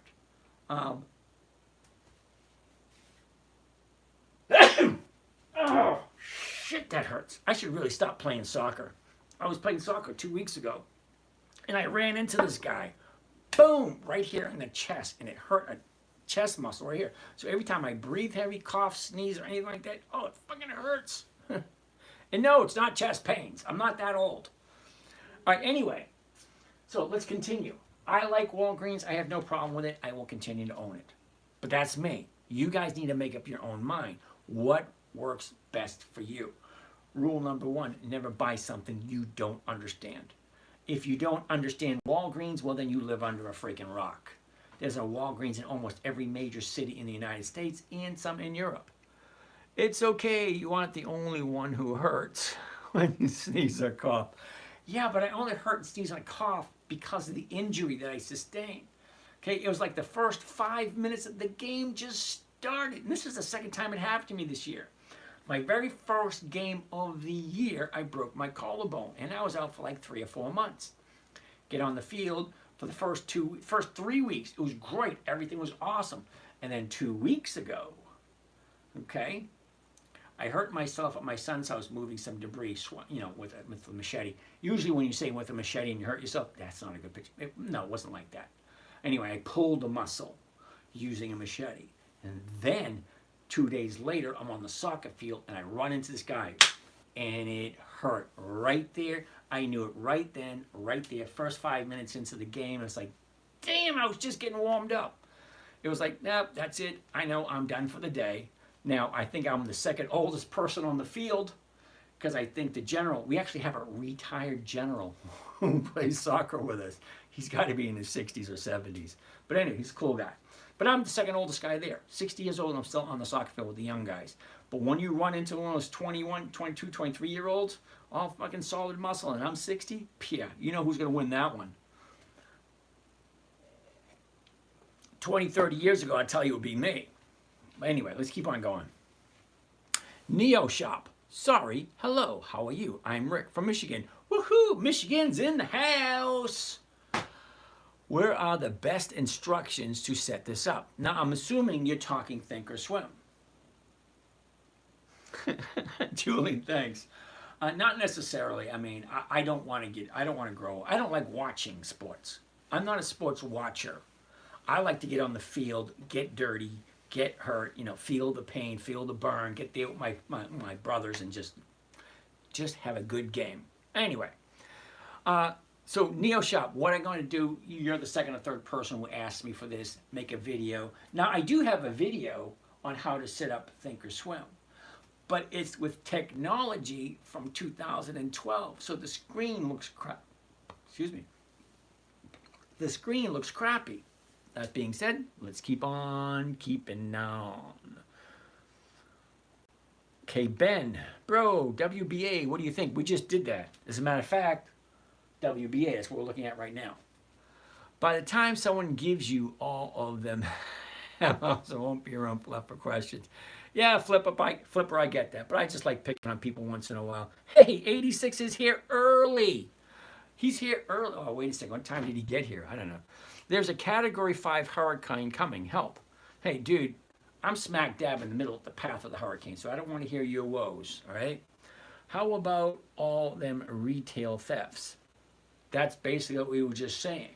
The reason, my humble opinion, why the stock for Walgreens and some of the other chain stores are going down is because of the regional theft. What's my top 5? Macy's, Nordstrom's, Kohl's, Walgreens, and it looks at Tesla's covered. No, Julian, I don't do Tesla. Tesla doesn't have dividends, and I have no desire whatsoever to sit in front of my screen. Now, the reason why I use dividends, let's go back to here. Now, the reason why I use dividend stocks, 2 reasons. Reason number 1, they share their profits. It's easy to track whether or not they're profitable. If they increase their dividends every single year, and the dividend is a portion of their profits given back to the investors, that's you and me, that tells me that they're consistently profitable. So 20 years of increased dividends means they've been profitable for a minimum of 20 years. Okay, that's that. That's easy. Next, the reason why I use dividend stocks, not only that helps me pick the stock, but the dividend, see the little green dots? Those are the dividend dates. That's when they pay out their dividend. Okay? When the little green dot, the stock has a tendency to increase in price just before the dividend. So if I see the dividend on Lowe's on the 23rd, I don't want to buy it on the 22nd, 21st, or the 22nd. No. I want to buy it 2 weeks before on a Monday. I want the stock to have plenty of time to go up in value. So if you know when a stock is going to move, well, that's great. But that's only half the equation. You know when a stock is going to move, great. So what do you do with that information? There are a lot of strategies that you can do when you have information such as that. You can buy the stock, you can catch the run up. Great. You can buy the stock, catch the run up, and capture a dividend. Okay, great. Or you can buy the stock, sell it to someone else, catch the premium, and get a higher rate of return. Or you can do a call spread, a debit call spread, which you buy an option here, sell an option there, and you get the difference between the two. You can almost double your money. Okay, there's a lot of trading strategies you can use, but the safest one is the covered call. All right, that being said, that's why I use dividend stocks. La la la la la la la. 10-minute trader, he has all his trades listed so you can see the trend. Yep. Subscription, blah, blah, blah, blah, blah, blah. Is Bank of America going to crash soon? Bank of America is never going to crash. Okay, you do some research on Bank of America and you'll say, holy shit, the amount of money they have is absolutely re-frickin-diculous. You like that word? Re-frickin-diculous. Okay, Bank of America. BAC. Now, if you want to know why I say Bank of America will never go out of business, there is a website called Boli Coli. Bank-owned life insurance. Okay? It tells you which bank owns the most life insurance, because life, if you don't know this, then you also might be living under a rock. I'm not quite sure. But Boli Coli, bank-owned life insurance. It tells you how much life insurance they own. Bank of America is number one. Okay? They own the most life insurance. Now, I know you may think, well, what does that mean? Well, what it means is they have so much money that they're double dipping on, which means they're making money here. They put all the money into a life insurance policy, and then that life insurance policy gains anywhere between 9 and 10% a year, uninterrupted, tax-free. Then they borrow the money out of the life insurance policy, but by not changing the value of the life insurance policy and not changing the value of the income coming from the cash value.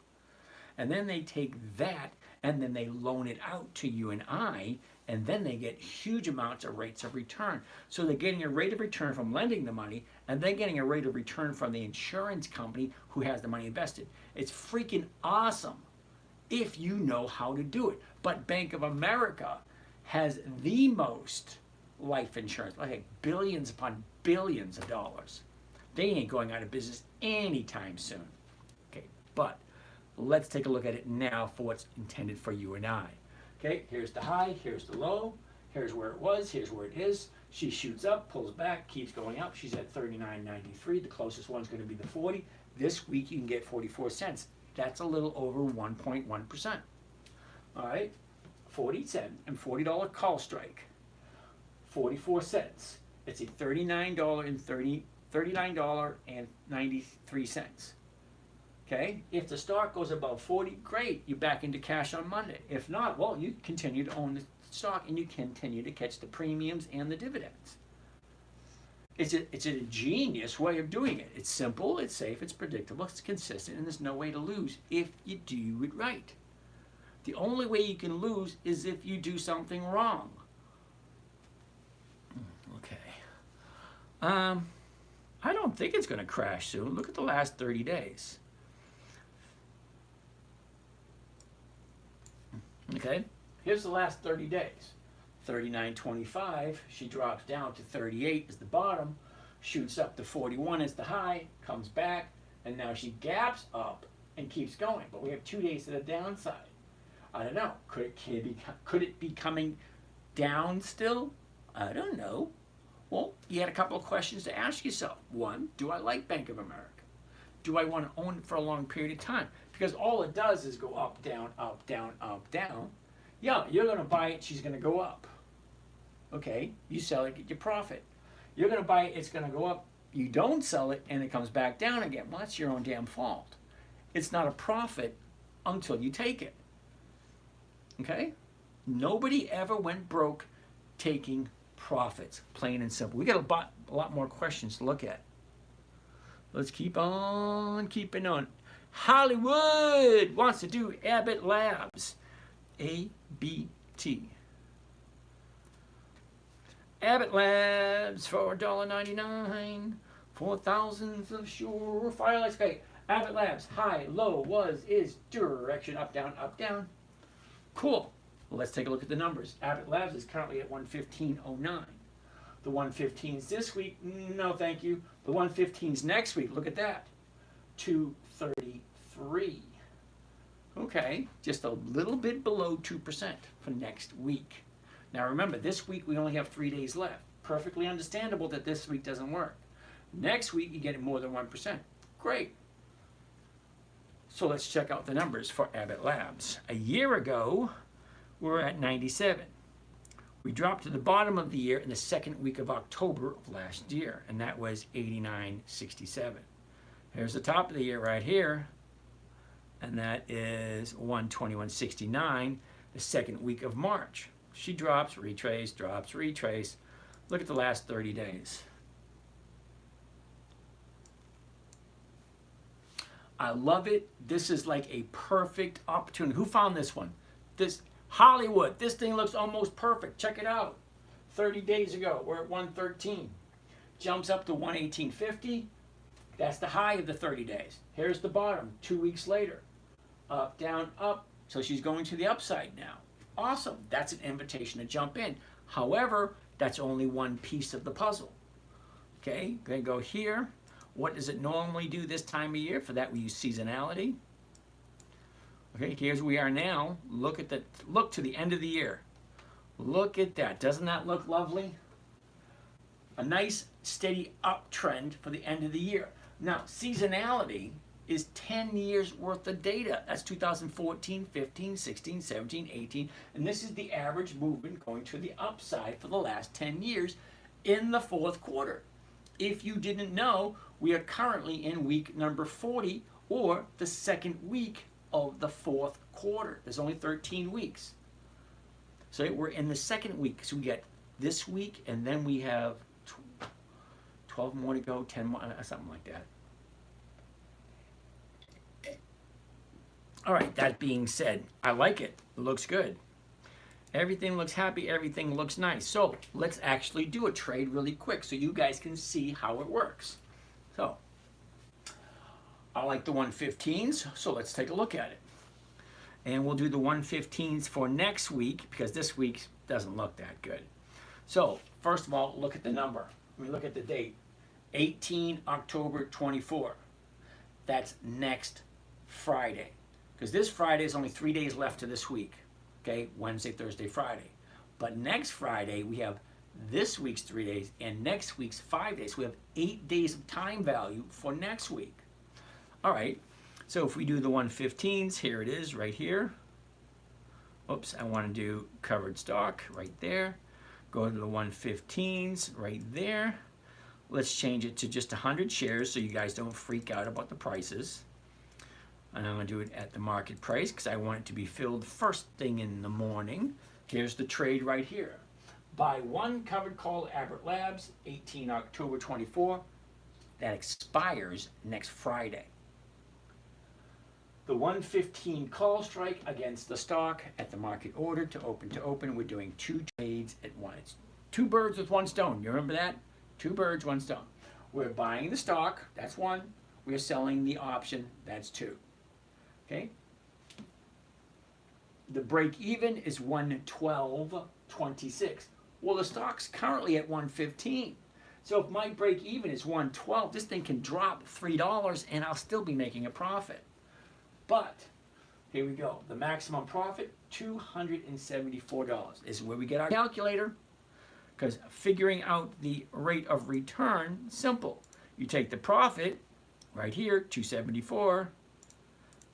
And we divide it by how much is a trade costing us? Cost of trade including commissions, 11,226. That gives me a grand total of 2.44% for the next week. Okay? So the question is, do I like Abbott Labs? Well, Abbott Labs has been in business for over 100 years. They are a dividend king, which means they have increased their payments to their shareholders for more than 5 consecutive decades. Not 5 weeks, not 5 months, not 5 years, 5 decades. That's a half a century of increased dividends. That means every single year, higher and higher and higher and higher and higher. It's not like some of that other crap we looked at earlier where it goes up, down, up, down, up, down, no consistency. No, no, no, no, no, no. Dividend king. Every single year, higher and higher and higher. Those are the only stocks I like. What is the purpose of investing into a company that's not consistently profitable? It makes no sense to me. I mean, seriously, explain it to me in a manner as if you were talking to a 5 or 6 year old. Why would I give my money to someone who's not consistent with their profits? Why? It makes no sense to me. You want to do what you want to do with your money, hey, fine, perfect, no problem. This is what I do. That's all I'm showing you is what I do. This is not recommendations. This is not any tips or anything like that. This is education and entertainment. That's all it is. I'm showing you what I do. I don't give tips. I just read numbers. You can go anywhere in the world and say, hey, what's the stock prices for today, October 8th, 2024, for Abbott Labs? And they will tell you the opening price, the high, the low, the close, and how much volume there was today. 4.3 million shares traded today. Okay, those numbers will never change. Jonathan, what if you bought CVS and it closed 2 points lower? Where would you sell the following calls? It's a numbers game, Jonathan. So if I buy CVS at $12 and on Friday she closes at $11.98, well, the following week I would sell the $12 again because it's only 2 cents off. It always comes to the numbers. And Jonathan, it's a great question. It really is. But here, I'm going to repeat John F. Kennedy. You ready? You cannot answer the questions of tomorrow with the information we possess today. So I cannot tell you what I'm going to do at 3 o'clock on Friday afternoon with my positions with the information I hold today. All right. Hopefully that makes sense.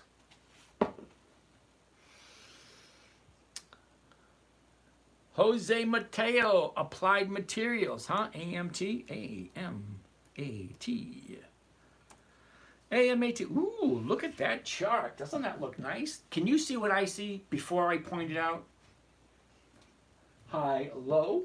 Where was it? Where is it? What direction is it going? Look, up, down, up, down. Now it's going up again. Okay. That's the 1 year chart. That's the first thing I want to see. It lets me know, okay, do I look at the numbers now? Now let's look at the numbers. Currently, 201.17. So is there a 201? No, but there is a 200. And the 200 is going for $6.45. Well, that's a nice freaking premium. That's about a 3% premium. But here's the question. It's Applied Materials. Do you like Applied Materials? Do you want to own Applied Materials? Once you answer that question, John Maduli, 0.65 cents will not affect it that much. But it is 0.0065 of a penny. Yep, you got that right. Jose Mateo. Let's take a look at the chart. Okay, a year ago, we're at 139.84. The bottom of the year was the end of October at 129.50. Nice run up to the high of the year. Okay, was that 8 months later? We get a double top at 255. Then she drops, bounces, drops, bounces. So here we are right now. Okay, let's zoom on in.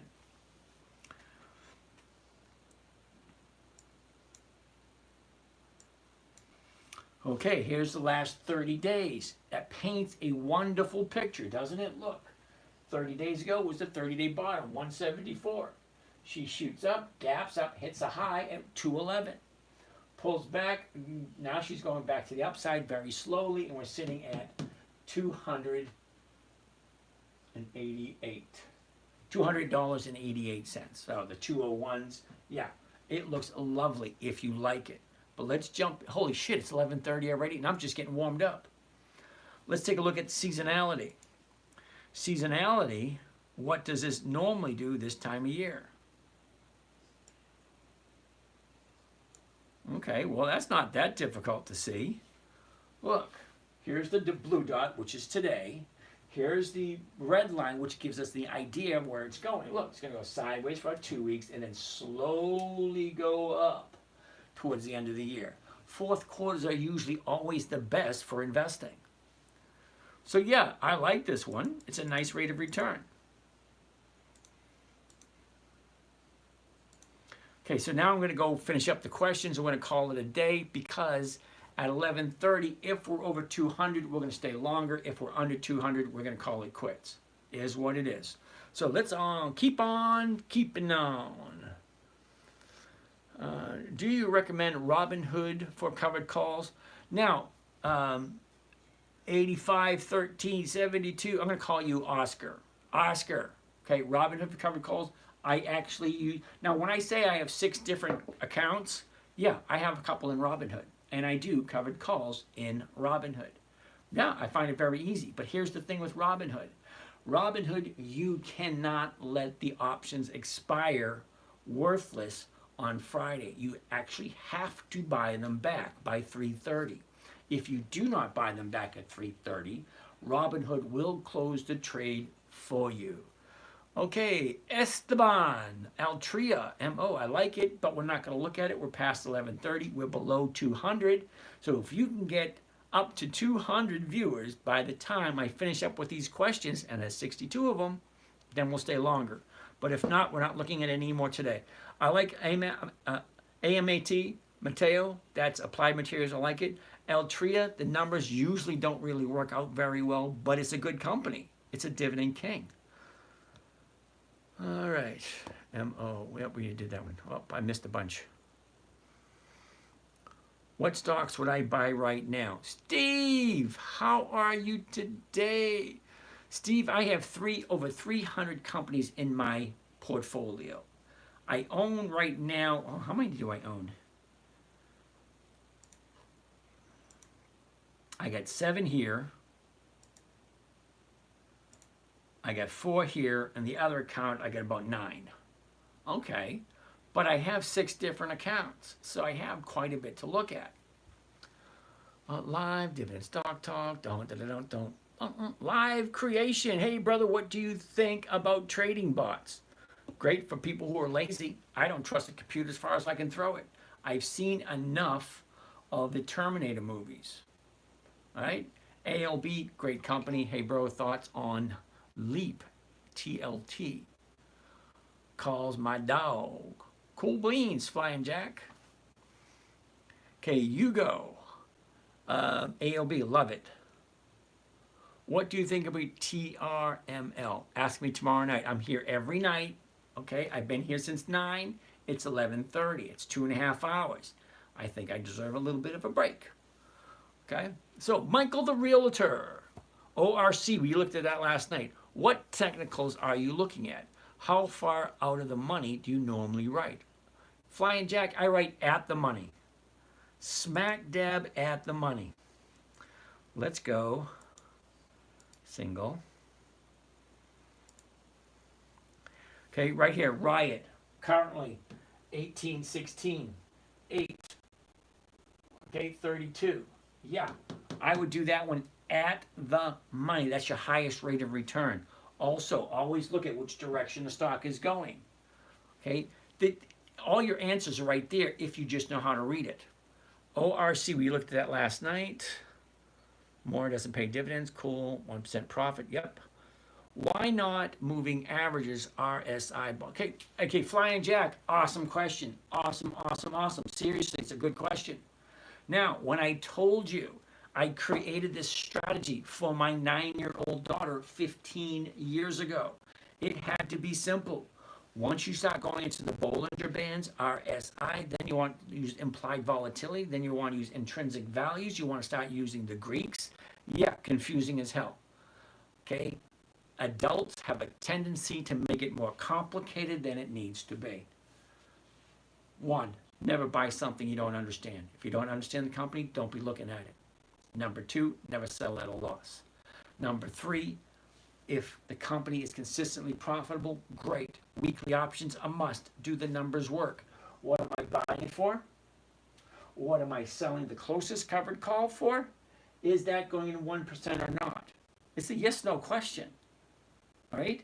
And then once you go there, then it's, what is the chart telling me? Well, 30 days ago, we're here at $6.60. Okay, we go up, down, up, down, up, down, up. Well, where do you think is coming next? Well, logically, the high was yesterday. Today, no. Today is a little lower than yesterday. So could this be the start of profit taking? It could be. Look at the numbers. Okay, 30-day bottom, $6.40. Well, currently right now, it's at $8.16. Well, that's over a $2 increase. And I know $2 doesn't sound like a lot, but $2 on a $6 stock 30 days ago is a 30% increase in 30 days. That's 30% increase in 30 days. So ask yourself the question, if you were a buyer and you saw the stock that you bought go from here up 30%, so are you going to let it ride or are you going to take your profits? Whatever your choice is perfect for you. But for me and many people like me, remember it's a lot of things I tell you to remember. But this one, it kind of makes sense. It makes so much sense, it's freaking ridiculous. It's not a profit until you take it. And again, nobody ever went broke taking profits. Let's keep on going. ORC, yeah, I know who it is. We just don't have time for it. What stock is this? That was Riot. ABT, we already looked at that one. Austin, how are you? VJ, VJ. Thank you for explaining so patiently. So the Abbott buy example, what would profit be and when you sell? VJ, don't take this the wrong way. Okay, but I got questions coming in from TikTok, YouTube, TikTok. What is this one over here? X, which is what, Twitter, Facebook, and Instagram, and then another YouTube channel down here. I got so many questions coming in from all different directions, it's hard to look at all of them. Okay, 145 work. You know, it's funny, 145 work, we're actually looking at Riot right at the moment. Okay, when we don't have enough time to take a look at that. Sorry, Kerba, we're at 84. If we're over 200, I'll stay, but no, you guys already missed that opportunity. How about TAP? Ask me tomorrow. I'm new and learning. Lewis Reyes, how are you today? Welcome to the show. I invite you to come back any evening. I'm here every evening, 9 p.m. until 11:30. Great job, blah, blah, blah. Michael, okay, EPT PR. No idea what that means. Thank you, James, and good night to everyone from Ishmael. Holy shit. Well, good for you, brother. Good, thanks, brother. Hey, Lewis, I have no problem answering questions whatsoever. Been a long day getting prepared for the hurricane. Tomorrow I have absolutely nothing to do, and tomorrow night should be interesting because the hurricane's supposed to hit tomorrow night right around 1, and we're at 11:30. So we should be having quite a bit of wind tomorrow night, and more than likely there's a high probability that I might not be on in case we lose electricity. So fear not, I will be jumping on whenever I'm able. Do you think it's profit-taking time? Okay, 145, I have no idea what you're talking about because there's so many different things we've been talking about for the past half hour. I don't know which one in particular you're talking about. That being said, I hate my job. Ageman, how are you today? Riot. Okay, Riot, we're actually looking at it. Now, I can't tell you what to do with your Riot. I can't. I do own some. I have no problem holding on to mine and rolling it every week and taking a consistent profit every week. It's always different. Every Friday, it's always about the numbers. What did I buy it at? What am I selling it at? What's the profit loss ratio? All that kind of nice neat stuff. Did you sell your win already? Nope. I've had wins since May. It keeps bringing me in a little bit of money every week, and I have a situation with it where it just shot through the roof, but I am obligated to sell it at 77, so I have to wait for it to come back down again so I don't lose on it. All right, that being said, you guys have a great night, and we'll see you again tomorrow. Instagram. And now, down here on Facebook, Cool Beans. Down here on Twitter. Okay, down there on Twitter. Yep. And down here on TikTok. Done. And down here on YouTube.